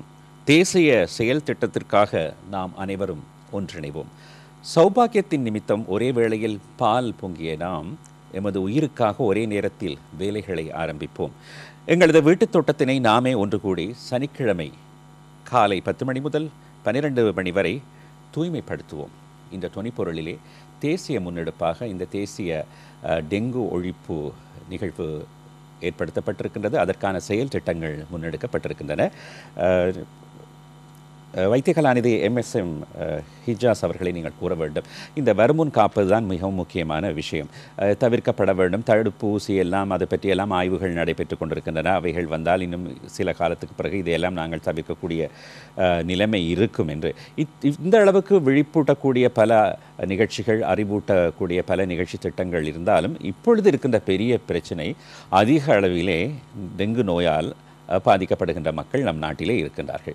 இதற்கு என்ன செய்வது, எந்த விதத்தில் உடனடியான தவிர்ப்பு நடவடிக்கைகள் மேற்கொள்ளப்பட வேண்டும் என்பது பற்றி சொல்லுங்கள். குறிப்பாக பொதுமக்களின் மனோநிலையில் ஒரு மாற்றம் ஏற்பட வேண்டும் என்று நான் நினைக்கின்றேன். காரணம், நாங்கள் பழகிய விட்டம் எங்களுக்காக மற்றவர்கள் எல்லாமே செய்ய வேண்டும் என்று பார்த்து கொண்டிருப்போம். அதை விடுத்து நாமும் இதில் ஒரு பங்காளியாக மாற வேண்டும். அப்படி மாறாத விடத்தில் இது நிச்சயமாக எந்த ஒரு முயற்சியும் வெற்றி பெறாது. கட்டுப்படுத்துவது சிரமமாக அமைந்துவிடும். அந்த அடிப்படையில் தான் இப்பொழுது சுகாதார அமைச்சு மட்டுமல்ல, எல்லோருமே சேர்ந்துதான் இந்த டெங்கு நோய் ஒழிப்பிலே ஈடுபட வேண்டும். அப்பொழுதுதான் நாங்கள் வெற்றியை நோக்கி செல்ல முடியும். இதை கட்டுப்பாட்டுக்குள் கொண்டு வர வேண்டும் என்பது நன்கு உணரப்பட்டிருக்கின்றது. அந்த கருத்தை தான் நீங்களும் சொல்கின்றீர்கள். இன்னும் தொடர்ந்து சொல்லுங்கள். அரசு சார்பற்ற நிறுவனங்கள் மற்ற அரசு அதிகாரிகள் ஈடுபடுகின்றார்கள். இதே போல பொதுமக்கள் தாங்களும் உதாரணமாக ஒரு ஊரை, ஒரு நாட்டை சுத்தப்படுத்துவது, சுத்தமாக்குவது என்பது அரசாங்கத்தால் செய்யக்கூடிய ஒரு காரியம் அல்ல. அதில் அரசாங்கத்தை குறை சொல்வதில் எந்த நியாயமும் இல்லை. ஒரு தனி மனிதனால் தன்னை சுத்தமாக வைத்திருக்க முடியாவிட்டால், ஒரு குடும்பத்தால் தனது வீட்டை சுத்தமாக வைத்திருக்க முடியாவிட்டால் ஒரு நாடு சுத்தமாகும் என்று யாரும் எவரையும் எதிர்பார்க்க முடியாது. ஆகவே இதில் நான் சொல்லக்கூடிய ஒரே விஷயம் என்று சொன்னால், எனது வீடு, எனது வீட்டு சூழலை நான் மிகவும் சுத்தமாக வைத்திருக்க முயற்சிக்கும். இதுதான் முக்கியம். அடுத்தது, நான் வத்தலையில் சுகாதார வைத்திய அதிகாரியாக பணியாற்றிய போது வீடு வீடாக சென்று நாங்கள் இந்த ப்ரோக்ராம் போகும்போது எங்களை அவர்கள் ஒரு எதிரியாகத்தான் பார்ப்பார். நாங்கள் வீட்டுக்கு போகிறது ஒரு அலையா விருந்தாளியாகத்தான் நாங்கள் போவோம். மிகவும் சிரமமாக இருக்கும் அவர்களுக்கு. அவர்கள் எங்களை கண்டால் யாரோ வீட்டுக்கு வேண்டாத ஒருவர் வந்து விட்டார் என்ற ஒரு நிலைமையில்தான் இருப்பார். நாங்கள் அப்படி நான் அவர்கள் விளங்கப்படுத்திருக்கேன். இது நான் இருப்பது வேறொரு இடத்தில், இந்த நிகழ்ச்சி நடக்குது இன்னொரு இடத்தில். நான் இங்கே வந்து நுழம்பு குடம்பிகளை தேடி அழித்து உதவுவதன் மூலம் நான் உங்கள் குடும்பத்தை தான் பாதுகாக்கிறேன். அதில் முப்படையினரும் சம்பந்தப்படுவார்கள். போலீஸார், இராணுவத்தினர், மற்றது கடற்படையினர், விமானப்படையினர் அனைவருமே சம்பந்தப்படுவார்கள். அவர்கள் வேறு ஊரை சேர்ந்தவர்கள், வேறொரு முகாமை சேர்ந்தவர்கள். அவர்கள் வீடு வீடாக வந்து தங்களது தொழிலையும் விட்டுவிட்டு வீடு வீடாக வந்து என்ன செய்கிறார்கள், உங்களையும் உங்களது குழந்தைகளையும் பாதுகாக்கத்தான் உதவுகிறார்கள். ஆகவே அவர்களை நீங்கள் வரவேற்கிற ஒரு மைண்ட் செட், அதாவது மனமாற்றம் ஏற்பட வேண்டும். அது மட்டுமல்ல, நமக்காகத்தான் பணியாற்ற வருகின்றார்கள். அவர்களை கருத்துக்களையும் கேட்டு அவர்களுக்கு எந்த விதத்தில் மேலதிக ஒத்துழைப்பை வழங்கலாம் என்ற அடிப்படையில் அவர்கள் தங்களுடைய பங்களிப்பை, அவர்களுக்கு ஒத்துழைப்பை வழங்குவது அத்தியாவசியமாக இருக்கிறது. அது மட்டுமல்ல, ஒரு முறை ஒன்று இருந்தது. வீட்டிலே குடம்பி காணப்படும் பட்சத்தில் அவர்கள் மீது நாங்கள் வழக்கு போட்டு நீதிமன்றத்தில் அவர்களுக்கு 5000 ரூபாய் ஒரு தண்டமும் வழங்கப்படும். அப்படியான சில வீடுகளை நாங்கள் 1 வாரம் கழித்து 2 வாரம் கழித்து மீண்டும் பார்ப்போம், ஏதாவது மாற்றங்கள் நடந்திருக்கான். அதே இது அப்படியே இருக்கும். அவர்கள் 5000 கட்டிவிட்டு வந்து அப்படியே இருப்பார்கள். ஸோ இது வந்து அதுதான் நான் சொல்கிறேன், அடிப்படை மனநிலையில் ஒரு மாற்றம் ஏற்பட வேண்டும். நானும் இதில் ஒரு பங்காளியாக வேண்டும் என்ற ஒரு மனநிலை ஏற்படாத வரையில் இது ஏற்பட வேண்டும். அவருக்கும் இதிலே பொறுப்பு இருக்கிறது. இது அரசு அதிகாரிகளோ அந்த ஊழியர்கள் மட்டுமல்ல, எங்களுடைய வேலை, இது எங்களுடைய நாடு, எங்களுடைய சூழல், எங்களுடைய கிராமம், எங்களுடைய பாதுகாப்பு, எனது எதிர்கால சமுதாயம் பாதிக்கப்படுகின்றது, அனைத்தையும் பாதுகாக்கும். ஆகவே இந்த ஒரு மனநிலை எமக்கு வரும்பொழுதுதான் இந்த முயற்சிகள் அனைத்தும் வெற்றி பெறும் என்று நான் நினைக்கின்றேன். ஒரு ஒருங்கிணைந்த நிலையில் அனைவரும் செயல்பட வேண்டும் என்ற அடிப்படையில் தான் இந்த நிகழ்ச்சி கூட ஏற்பாடு செய்யப்பட்டிருக்கின்றது. சுகாதார அமைச்சு, ஊடகத்துறை அமைச்சு மற்றும் ஊடகத்துறை அமைச்சின் இயங்கிக் கொண்டிருக்கின்ற தகவல் திணைக்களம் எல்லோரும் சேர்ந்து தான் இந்த நிகழ்ச்சியை நடத்தி கொண்டிருக்கின்றார்கள். அனைத்து ஊடகங்கள் மூலமாகவும் அனைத்து ஊடகங்களும் ஒன்றிணைந்து கைகோர்த்து இந்த வழங்கிக் கொண்டிருக்கிறது.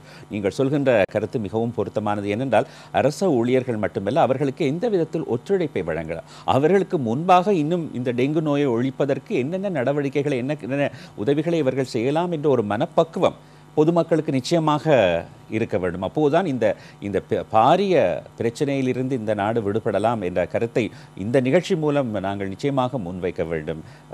ஹிஜாஸ் அவர்களே, நீங்கள் சொன்ன அவர் வீட்டை துப்புரவாக வைத்திருக்க வேண்டும், வீட்டு தோட்டத்தை சரியாக வைத்திருக்க வேண்டும் என்றெல்லாம் சொன்னார். வீடுகளை மட்டும் நாங்கள் சுத்தமாக வைத்திருந்தால் போதுமா? ஏனைய இடங்களை நாங்கள் என்ன செய்வது?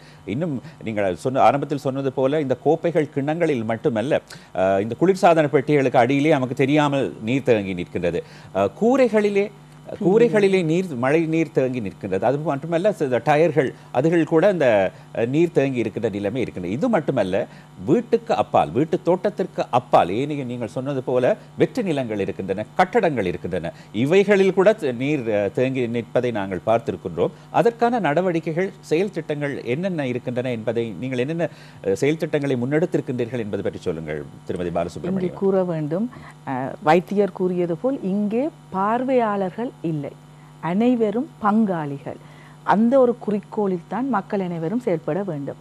நாங்கள் வீடுகளை விட அடுத்த கட்ட விழிப்பூட்டல் என்று பார்க்கும்போது நாங்கள் அந்த பில்டிங்ஸ், அதாவது கட்டடங்கள், கட்டுமான பணிகள் நடைபெறும் இடங்கள், அதில் உள்ள உரிமையாளர்கள், அதை கட்டுபவர்கள், அதை போல் பொது இடங்கள் வெற்றிடங்களாக இருக்கின்றது என்றால் அந்த மாதிரியான வீட்டு உரிமையாளர்கள், இவர்கள் எல்லாரையும் அழைத்து அவர்களுக்கு நாங்கள் இதனுடைய தாற்பயத்தை, இதனால் ஏற்படக்கூடிய அந்த பாதகமான நிலையை நாங்கள் அவர்களுக்கு தெளிவுபடுத்தியிருக்கிறோம். இதற்கு எங்களது நகர சபை ஏற்கனவே கூறியது போல் நகர சபையும் பொது வைத்திய அதிகாரிகளும் சுகாதார அதிகாரிகளும் நமது பிரதேச செயலகங்களும் இணைந்துதான் இந்த செயற்பாட்டை செய்கின்றது. நான் இங்கே கூற வேண்டும், ஊடகத்துக்கு பெரும் பொறுப்பு இருக்கின்றது. இன்னமும் அறியாமை மக்களிடம் இருக்கின்றது. இப்போது நாங்கள் உதாரணமாக எடுத்துக்கொண்டால் இந்த புரோகிராம் கூட காலையில் 9 to 11 மணி வரை நடத்தி கொண்டிருக்கின்றோம். ஆனால் ஒரு காலை வேளை அனைவரும் அலுவலகங்களுக்கு சென்றிருப்பார்கள், மாணவர்கள் பாடசாலைக்கு சென்றிருப்பார்கள். இந்த காலையில் நான் அது சந்தோஷப்பட வேண்டிய செய்தி, மொபிட்டல் தொலைபேசி மூலம் இந்த ப்ரோக்ராம் நடப்பதாக எங்களுக்கு மெசேஜ் வந்தது. அதன் மூலம் மக்கள் அறிவிக்கப்பட்டார். ஆனால் நான் கூறுவது என்னவென்றால், இதை பல அமைச்சுக்களுக்கும் அறிவித்து, உதாரணத்துக்கு இன்று மாணவர்களை, பாடசாலையில் உள்ள மாணவர்களை அழைத்து இந்த விழிப்பூட்டலை நேரடியாக பார்க்கக்கூடிய ஒரு சந்தர்ப்பத்தை அமைச்சு ஊடாக நாங்கள் அனைத்து நிறுவனங்களுக்கும் அறியப்படுத்த வேண்டும். அது மிகப்பெரிய பொறுப்பு.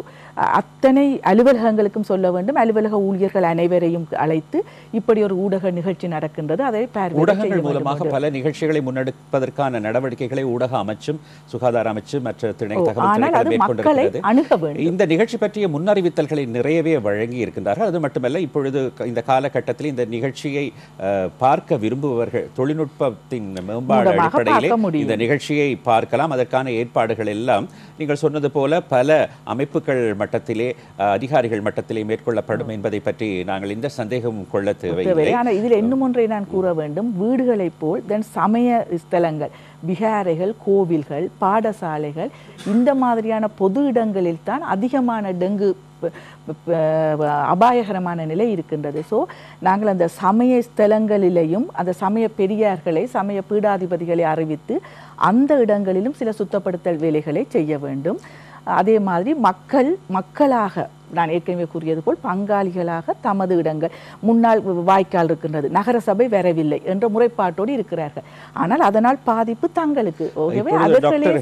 ஹிஜாஸ் அவர்கள் சொன்னது போல நகர சபை வரவில்லை, அங்கு அரச ஊழியர்கள் வரவில்லை, இப்படி எல்லாம் குற்றச்சாட்டுகளை முன்வைத்தாலும் அவர்கள் சேவைக்கு வந்தவுடன் இவர்கள் எந்த அளவுக்கு ஒத்துழைப்பை, உதவியை வழங்குகின்றார்கள் என்பதும் ஒரு முக்கியமான விஷயம்.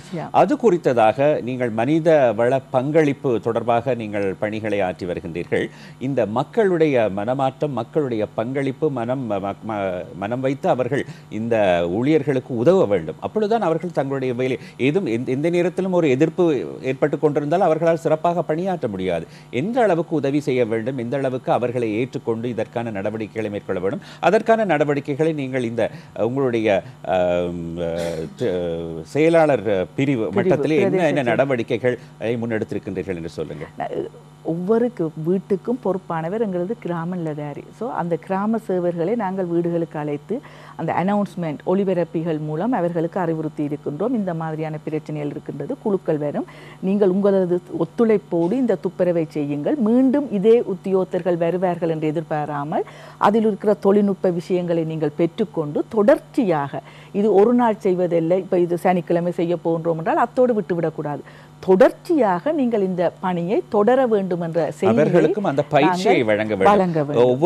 ஒரு சந்தர்ப்பத்தில் ஊழியர்களும் அதிகாரிகளும் வந்துவிட்டால் அவர்களிடமிருந்து கற்றுக்கொண்டு இதை சரிவர கற்றுக்கொண்டு இதை எப்படி நான் சுத்தப்படுத்தலாம், எப்படி ஆரோக்கியமான நிலைக்கு இதை கொண்டு வரலாம் என்பது பற்றி அதை கற்றுக்கொண்டு முனைப்புடன் ஈடுபாட்டுடன் பணியாற்ற வேண்டிய பொறுப்பும் பொதுமக்களுக்கும் இருக்கின்றது. அப்படித்தான் அதைத்தான் நீங்கள் சொல்லி வருகிறீர்கள். வைத்திய கலாநிதி சாந்தினி கணேசன் அவர்களே, உங்களிடம் ஒரு கேள்வி இருக்கிறது. இப்பொழுதுதான் டெங்கு நோயாளர்கள் நிரம்பி வழிகின்றார்கள் என்பதுதான் அது பொதுவான தகவலாக இருக்கின்றது. ஆனால் சில பேர் சொல்வார்கள் போதிய அளவு மருத்துவ வசதி இல்லை, அப்படியான வைத்தியர்கள் வசதி இல்லை, இப்படியெல்லாம் ஒவ்வொரு கருத்துக்கள் இருக்கின்றன. இதில் எந்த அளவுக்கு உண்மை இருக்கின்றது என்று நீங்கள் கருதுகின்றீர்கள்? பொதுவாக இப்போ நாங்கள் கொழும்பு மாவட்டத்தில் இப்போ கொழும்பு எடுத்தோம்னா பெரிய ஆஸ்பத்திரிகள் பல உண்டு. அவற்றில் திடீரென அதிக நோயாளிகள் வரும்பொழுது அடிப்படை வசதிகளில் பிரச்சனைகள் காணப்படும். அதாவது நான் சொல்வது என்னன்னு சொன்னால், படுக்கை, அவர்களுக்கு கொடுக்குற பெட்டோ, அவர்களுக்குரிய வசதிகளில் நிறைய சிக்கல்கள் காணப்படும். அப்படி இருந்த போதிலும் சிக்கல்களை இல்லாமல் செய்வதற்கான நடவடிக்கைகளும் எடுக்கப்பட்டுள்ளன. இப்பொழுது நான் குறிப்பாக சொன்னேன்னா, நாங்கள் இன்னொரு விடுதியில் இடம் இருக்குமாக இருந்தால் அந்த இடத்தில் கூட நோயாளிகளை நாங்கள் போட்டு பராமரிப்பது உண்டு. சில வேளைகளில் கவனத்தில் கொண்டு அதை ஒட்டி சில உடனடி நடவடிக்கைகளை தீர்மானங்களை மேற்கொள்ளக்கூடிய நிலையில் நீங்கள் எல்லாம் இருக்கின்றீர்கள். அநேகமாக இந்த ஆஸ்பத்திரிகளுக்கு பொறுப்பான டிரெக்டர், அதாவது பணிப்பாளர்கள் இடக்கிட கூட்டங்கள் கூட்டி முக்கியமான அதிகாரிகளுடன் இப்படியான நடவடிக்கைகள் எடுப்பதும். அது மட்டுமல்ல, இருக்கிற அதாவது உத்தியோகத்தர்களும் மிக கடுந்த சிரமத்துடன் தான் வேலை செய்கிறார்கள் என்றால் தொடர்ச்சியாக வேலை செய்ய வேண்டிய ஒரு கட்டம்.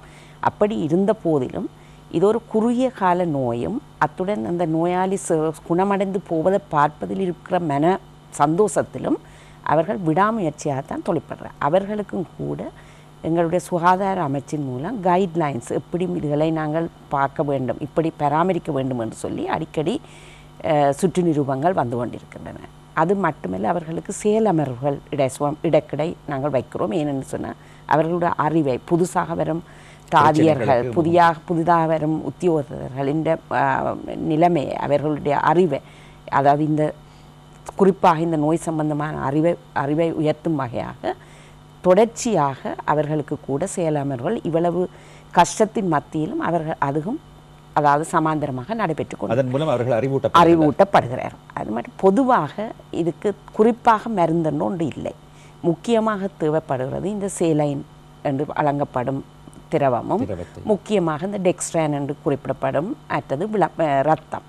இதுவே சாதாரணமாக இதுவரை காலத்திலும் பெரிய தட்டுப்பாடு என்று சொல்லி அதனாலே ஒரு நோயாளி இறந்தது என்று குறிப்பிடுற அளவுக்கு அப்படியான தட்டுப்பாடு ஏற்படவில்லை. ஏனென்று சொன்னால் பொதுவாக பெரிய ஆஸ்பத்திரிகளில் ஒரு குறிப்பிட்ட அளவு ஸ்டாக், அதாவது அவர்கள் வைத்திருப்பார்கள்.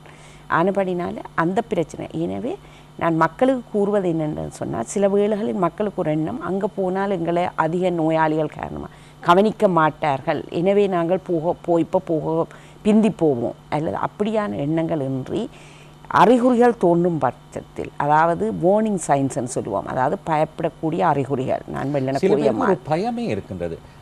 ஒரு குழந்தைக்கோ அல்லது வீட்டில் ஒருவருக்கு இந்த காய்ச்சல் வந்துவிட்டால் இது டெங்குவாக இருக்குமோ, அடுத்து எதுவும் பாரதூரமாக நடந்து விடுமோ என்ற பயத்திலேயே வைத்தியரிடம் சென்று சிகிச்சை பெறுவதோ அல்லது இந்த பரிசோதனை செய்து கொள்வதில் தயக்கம் காட்டுகின்றார்கள். அவர்களுக்கு நீங்கள் என்ன சொல்ல விரும்புகின்றீர்கள்? நீங்கள் கூறுவதிலும் விட அதிக தடவைகள் ஒரே நோயாளியை கொண்டு காலமே ஒரு டாக்டர்கிட்ட போவினோம், பின்னேரம் ஒரு டாக்டர்கிட்ட போவினோம், அடுத்த தரம் இன்னொரு, அதுதான் நாங்கள் கூட அவதானிப்பது. நம்பிக்கை வச்சு நாங்கள் போக வேணும். ஆனால் அவர்கள் சொல்லுவது போல குறிப்பிட்ட காலத்தின் பின் அவருடைய ஆலோசனையை திருப்பவும் பெற வேண்டும். புதுசாக போகும்போது புதுசாக பிளட் டெஸ்ட்டுகள் செய்யப்படும். பிள்ளைகளோ பாதிக்கப்படுவார்கள். அதால் பிள்ளைக்கு நோயாளிக்கு தகுந்த சிகிச்சை கிடைக்கும் என்று கூற முடியாது. எனவே நாங்கள் கூறுவது என்னன்னு சொன்னால், சாதாரணமாக இந்த வருத்தத்துக்கு ஒரு கோர்ஸ் ஒன்று இருக்குது, நேச்சுரல் கோர்ஸ்ன்னு சொல்லுவோம்.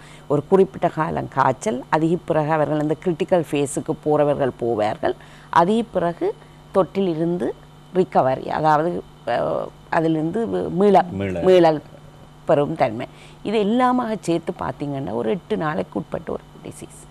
அந்த காலகட்டத்தில் நாங்கள் சரியான முறையில் பயமின்றி சிந்தித்து செயற்படுவோமாக இருந்தால் நான் நினைக்கிறேன் அதிகமான மரணங்களை கூட அதாவது தவிர்க்கக்கூடிய ஒரு உங்களுடைய கருத்தின்படி கால தாமதம் தான் இந்த மரணங்கள் ஏற்படுவதற்கு கால தாமதமும் ஒரு காரணம். நீங்கள் சொல்வது ஒரு முக்கியமான விஷயம், நாங்கள் மக்களுக்கு அதை தெரியப்படுத்த வேண்டும்.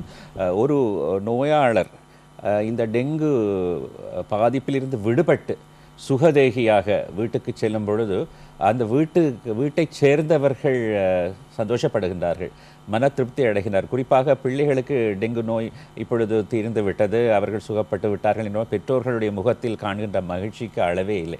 அதுக்கு மேலாக இன்னொரு விஷயத்தை நீங்கள் சொன்னீர்கள், இந்த நோயாளர்களுக்கு தகுந்த சிகிச்சையை அளித்து அவர்கள் இந்த நோயிலிருந்து விடுபட்டு வீட்டுக்கு சுகமாக செல்கின்றார்கள் என்பதை அறிந்தவுடன் அங்கு பணியாற்றுகின்ற தாதிமார்களும் வைத்தியர்களும் அங்கு மற்ற பணியாற்றிய அனைவருமே மிகுந்த சந்தோஷப்படுகின்றார்கள் என்ற அடிப்படையிலே மீண்டும் மீண்டும் சளைக்காமல், எத்தனை சிரமங்கள் நேர காலம் பார்க்காமல் அவர்கள் வேலை செய்ய வேண்டி இருந்தாலும் இப்படி ஒரு திருப்தி ஏற்படுகின்ற பட்சத்தில் அவர்களுக்கு ஏற்படுகின்ற மகிழ்ச்சி மீண்டும் மீண்டும் ஒரு நல்ல சேவையை வழங்குவதற்கு, சிகிச்சையை வழங்குவதற்கு அவர்களுக்கு உந்து சக்தியாக அமைந்து விடுகின்றது என்ற கருத்தை நீங்கள் இந்த ஊடகம் மூலம் மக்களுக்கு தெரிவித்தது என்பது மிகவும் முக்கியமான ஒரு விஷயம், ஒரு சிறப்பான விஷயம். எனவே அயராது அர்ப்பணிக்கின்ற விதத்திலே சிறந்த சேவைகளை சுகாதார திணைக்களமும் வைத்திய அதிகாரிகளும் மற்றும் வைத்திய சாலைகளில் பணிபுரிபவர்கள் மேற்கொண்டு வருகின்ற ஒரு நிலையிலும் மக்கள் உங்களோடு சேர்ந்து ஒத்துழைத்து இந்த நோயை இந்த நாட்டில் இருந்து அகற்றுவதற்கு என்ன நடவடிக்கைகளை மேற்கொள்ள வேண்டும் என்பது பற்றி மக்களிடமிருந்து வேறு ஏதாவது நீங்கள் எதிர்பார்ப்பதாக என்ன கருத்தை அவர்களுக்கு நீங்கள் சொல்ல விரும்புகின்றீர்கள்? பொதுவாக இந்த சிரமமான காலகட்டத்தில், அதாவது அதிக நோயாளிகள் இருக்கும் பொழுது நான் சிகிச்சை அதாவது கூடத்தில் சொல்லுவது, உங்களுக்கு ஒரே ஒரு பிள்ளை தான் நம்ம பார்க்க இருக்குது, நீங்கள் அந்த பிள்ளைக்கு தேவையான நாங்கள் சொன்னது விஷயங்களை கவனமாக கவனித்து செய்யுங்க. ஏனென்று சொன்னால் எங்களுடைய தாதியர்களின் எண்ணிக்கையோ அந்த டீம் நம்பர் பேஷண்ட்ஸ், அதாவது நோயாளிகளின் எண்ணிக்கையோடு பார்க்கும் பொழுது அப்பொழுது நாங்கள் எதிர்பார்ப்பது அதில் இருக்கிற கேர், அதாவது ஒரு நோயாளியோடு இருக்கிற பக்கத்தில் இருப்பவர் எங்களுக்கு மிகுந்த சப்போர்ட்டிவாக, அதாவது செய்ய வேண்டிய விஷயங்களை சரியான முறையில் செய்து நாங்கள் அவர்களுக்கு ஒரு பேப்பர் கூட கொடுப்போம், இவ்வளவு தண்ணீரோ நீராகாரம் கொடுத்தீர்கள் இவ்வளவு, அதுகளை சரியாக எழுதி வைக்கும் பொழுது அது எங்களுக்கு மிக மிக உதவியாக. ஆகவே இது ஒரு டீம், ஒரு கூட்டாக செய்கிறது. அதில் நோயாளிக்கும் ஒரு பங்குண்டு, நோயாளிக்கு அருகில் இருப்பவருக்கும் ஒரு பங்குண்டு, எங்களுக்கும். இதை எல்லாரும் நாங்கள் சேர்ந்து செய்வோமாக இருந்தால் ப்ரிவென்ஷன் மாதிரி தான், அதாவது இப்படி நோயை வராமல் தடுக்கலாம் மாதிரி நோயிலிருந்து குணப்படுத்துவதும் மிகவும் வசதியாக இருக்கும்.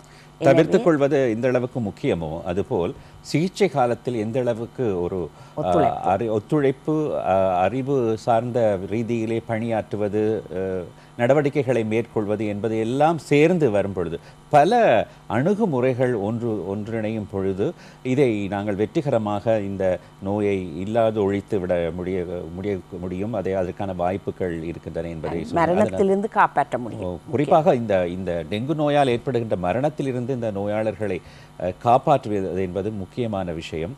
எனவே எல்லோரும் பல அணுகுமுறை அடிப்படையில் இதை மேற்கொண்டு வரும் பொழுது நிச்சயமாக நாம் வைத்திருக்கின்ற அந்த இலக்கை நோக்கி செல்லலாம், வெற்றியை காணலாம் என்ற அடிப்படையில் எல்லோரும் சேர்ந்து செயலாற்ற வேண்டும் என்ற அடிப்படையில் இந்த நிகழ்ச்சி திட்டம் மேற்கொள்ளப்படுகின்றது.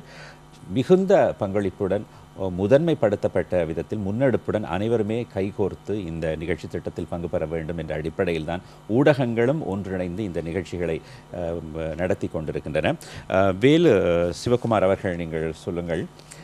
சில நேரத்தில் கூறுவார்கள், இந்த ரசாயனம் பாவித்தலால் இந்த நுளம்பு பாதிப்பு அல்லது இந்த வைரஸ் கட்டுப்படுத்தலாம் அப்படியெல்லாம் சொல்லுகின்றார்கள். இருந்தாலும் இந்த வைரஸ் எல்லாம் கட்டுப்படாத நிலையும் இருப்பதாகவும் குறிப்பிடப்படுகின்றது. இது பற்றிய விளக்கத்தை நீங்கள் சுருக்கமாக பெற வேண்டும். சாதாரணமாக மீண்டும் அந்த ஒன்றிணைந்த நுளம்பு கட்டுப்பாடு பற்றி கதைப்போமானால், நுளம்பை கட்டுப்படுத்தக்கூடிய மிகச்சிறந்த முறை நுளம்பு பெருகும் இடங்களை அழிக்க வேண்டும். எந்தெந்த இடங்களில் நுளம்பு குறிப்பாக பெறுகின்றது? நீர்நிலைகளில் மட்டும்தானா அல்லது வறட்சியான பிரதேசங்களில் இந்த பிரச்சனைகள் பாரிய அளவில் ஏற்படுவதில்லையா? மனிதனால் உருவாக்கப்பட்ட நீர் தேங்கக்கூடிய எல்லா இடங்களிலும் நுளம்பு பெருகுது. Container breeding mosquito, man made container breeding mosquito என்று இந்த நுளம்புகளை வரையறைப்படுத்துவார்கள். இதில் ஈடிஸ் ஈஜிப்டை, ஈடிஸ் ஆல்பபிக்டஸ் என்ற வகையில் ஈடிஸ் ஈஜிப்டை என்பது பெரும்பாலும் வீட்டின் உள்ளே தான் தங்கியிருப்பார்கள், ரெஸ்ட் பண்ணுற இடம் உள்ளே. ஈடிஸ் ஆல்பபிக்டஸ் பெரும்பாலும் அவுட்டோர்ஸ், வெளியில் தங்கியிருப்பார்கள். இவர் இந்த நுளம்போட வாழ்க்கை வட்டத்தை எடுத்துக்கொண்டால் நீரில் அவர்கள் மிக குறைந்த காலம் 7 நாட்களுக்குள் முட்டையிலிருந்து நீரோடொலி நுளம்பு தகுந்த சந்தர்ப்பங்கள் உள்ள நிலையில் நுளம்பு வெளியில் வரலாம். எனவே நாங்கள் வீட்டையோ அல்லது எமது காரியாலயத்தையோ அல்லது கட்டுமான பணிகள் செய்யும் இடங்களையோ அல்லது பொது இடங்களையோ பார்வையிடும் பொழுது அந்த பகுதியை வேலையை இலகுவாக்கிக் கொள்வதற்காக 5ஆக பிரித்து கொள்ள வேண்டும். திங்கட்கிழமை இந்த பகுதி, செவ்வாய்க்கிழமை இந்த பகுதி, புதன்கிழமை இந்த பகுதி என்று பிரித்து அதை அந்த 7 நாளைக்குள், அதாவது நுளம்பின் வாழ்க்கை வட்டம் முடிவடைவதற்குள் அவர்களை நாம் கண்டறிந்து கொள்ள விட வேண்டும். இது முடியாத சந்தர்ப்பத்தில் பொதுவாக பார்த்தால் மழைக்காலங்களின் பின் நோய் நிலைமை தீவிரமாக பரவும். அவுட்பிரேக் நிலைமை அப்பொழுதுதான் உருவாகும். சூழலில் நுளம்பின் அளவு மிக அதிகமாக காணப்படும் போதுதான் அந்த ரசாயன பாவனை முறைக்கு நாம் செல்ல வேண்டும். நாம் பயன்படுத்தும் ரசாயனமானது ரெஜிஸ்டர் ஆஃப் பெஸ்டிசைட், இலங்கையில் உள்ள நாம் பூச்சிக்கொல்லிகள் இலங்கைக்கு கொண்டு வரும்போது இவை எமக்கு தகுந்தவையா இல்லவையா என்று உயர் அதிகாரிகளின் அனுமதிக்கப்பட்ட பூச்சிக்கொல்லிகளை நாம் பயன்படுத்துகின்றோம். இப்பொழுது பல பக்கங்களிலிருந்து இதற்கான நடவடிக்கைகள் வெகு முனைப்புடன் முன்னெடுக்கப்படுகின்றன. திருமதி பாலசுப்ரமணியம் அவர்களை நீங்கள் சொல்ல வேண்டும், இப்படியான நடவடிக்கைகள் இருக்கின்றன. இந்த மனிதவள பங்களிப்பு இவைகளுடன் சேர்ந்து எந்த விதத்தில் ஒருங்கிணைக்கப்படுகின்றது என்ற விவரங்களை நுட்பமாக பார்த்த போதும் சில இடங்களில் எங்களுக்குள் நாங்களால் கண்டுபிடிக்க முடியாத சில இடங்களில் இந்த நோய் பரவுகிறது. அதை எந்தெந்த இடங்களில் ஒவ்வொரு கிராமப்புறங்களுக்கும் செல்கின்றோம், சில வீதிகளை பார்க்கின்றோம். சில வீதிகள் அதாவது அந்த நோயாளர்கள் வைத்தியசாலைக்கு அனுமதிக்கப்படவில்லை என்றால் அது எங்களுக்கு தெரியாமல் போகிற வாய்ப்பு இருக்குது. அதனால் இப்போது ஜனாதிபதி செயலகத்தினால் நீங்கள் பார்த்தீர்கள் என்றால் டெங்கு இலங்கையில் மேல் மாகாணத்தில் கொழும்பு மாவட்டத்திலும் தான் மிகவும் பாதகமாக இருக்கின்றது.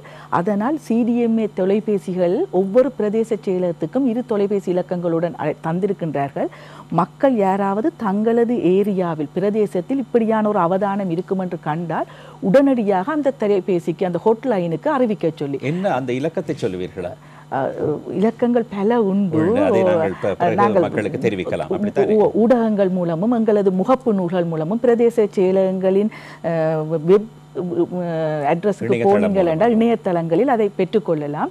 அதற்கு அறிவித்தால் நாங்கள் அந்தந்த ஏரியாக்களை எம்ஓஹெச்சுக்கு அறிவித்து அந்த டெங்கு தடுப்புக்கான வழிவகைகளை செய்யலாம்.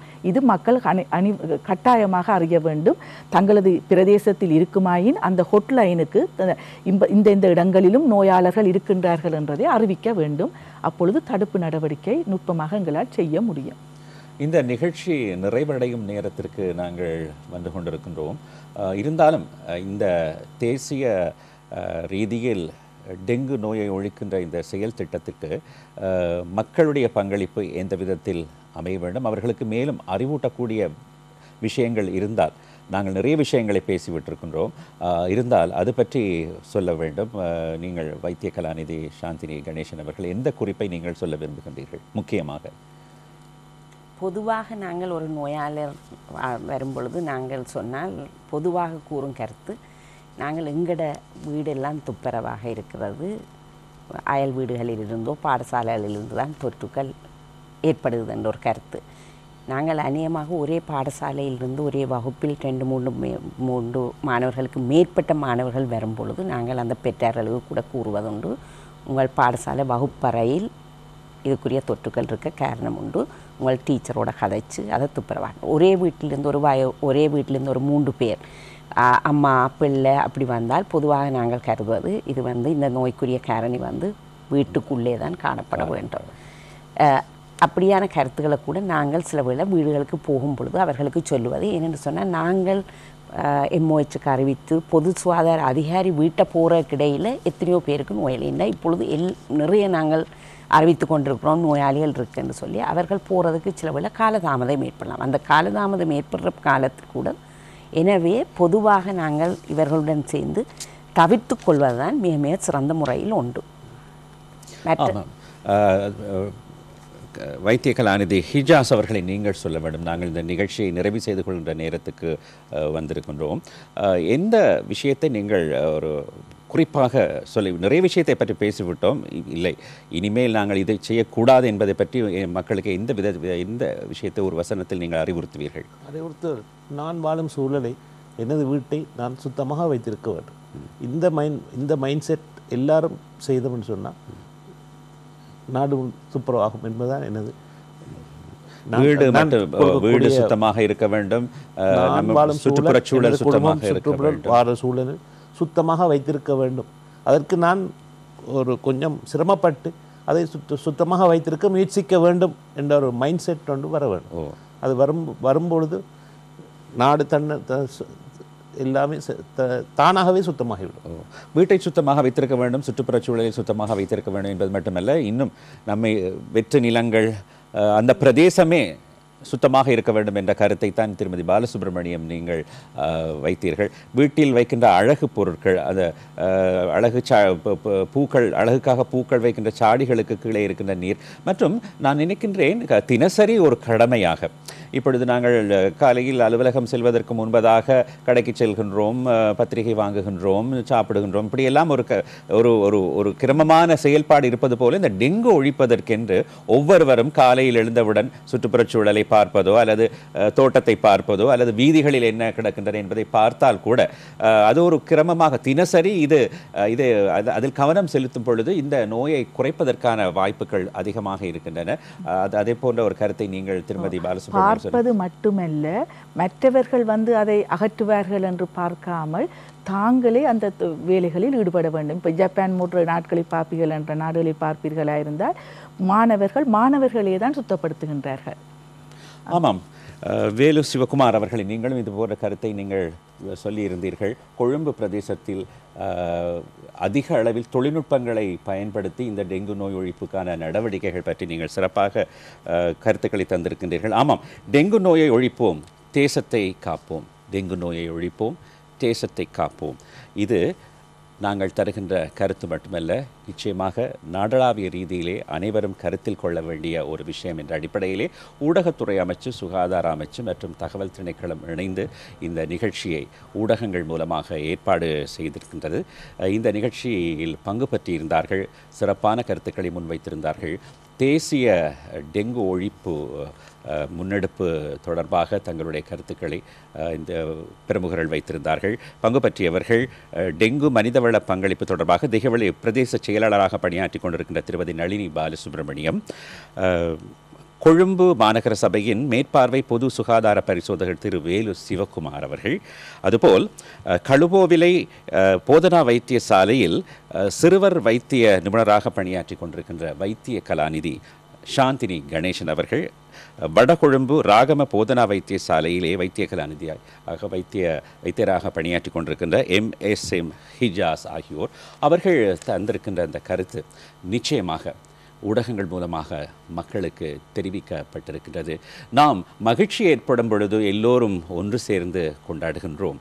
அது மட்டுமல்ல, இப்படியான ஒரு பிரச்சனை நாடளாவிய ரீதியில் வரும் பொழுது நாங்கள் அனைவருமே இணைந்து இந்த சவாலுக்கு எப்படி முகம் கொடுப்பது, இந்த சவாலை எதிர்கொண்டு இதனால் ஏற்படுகின்ற பாதிப்புகளிலிருந்து எப்படி விடுபடுவது, நாங்கள் மட்டுமல்ல இந்த நாட்டு மக்கள் அனைவருமே ஆரோக்கியமான பிரஜைகளாக வாழ்வதற்கான நடவடிக்கைகளை எவ்விதம் மேற்கொள்வது என்பது பற்றி விரிவாக கலந்துரையாடினோம்.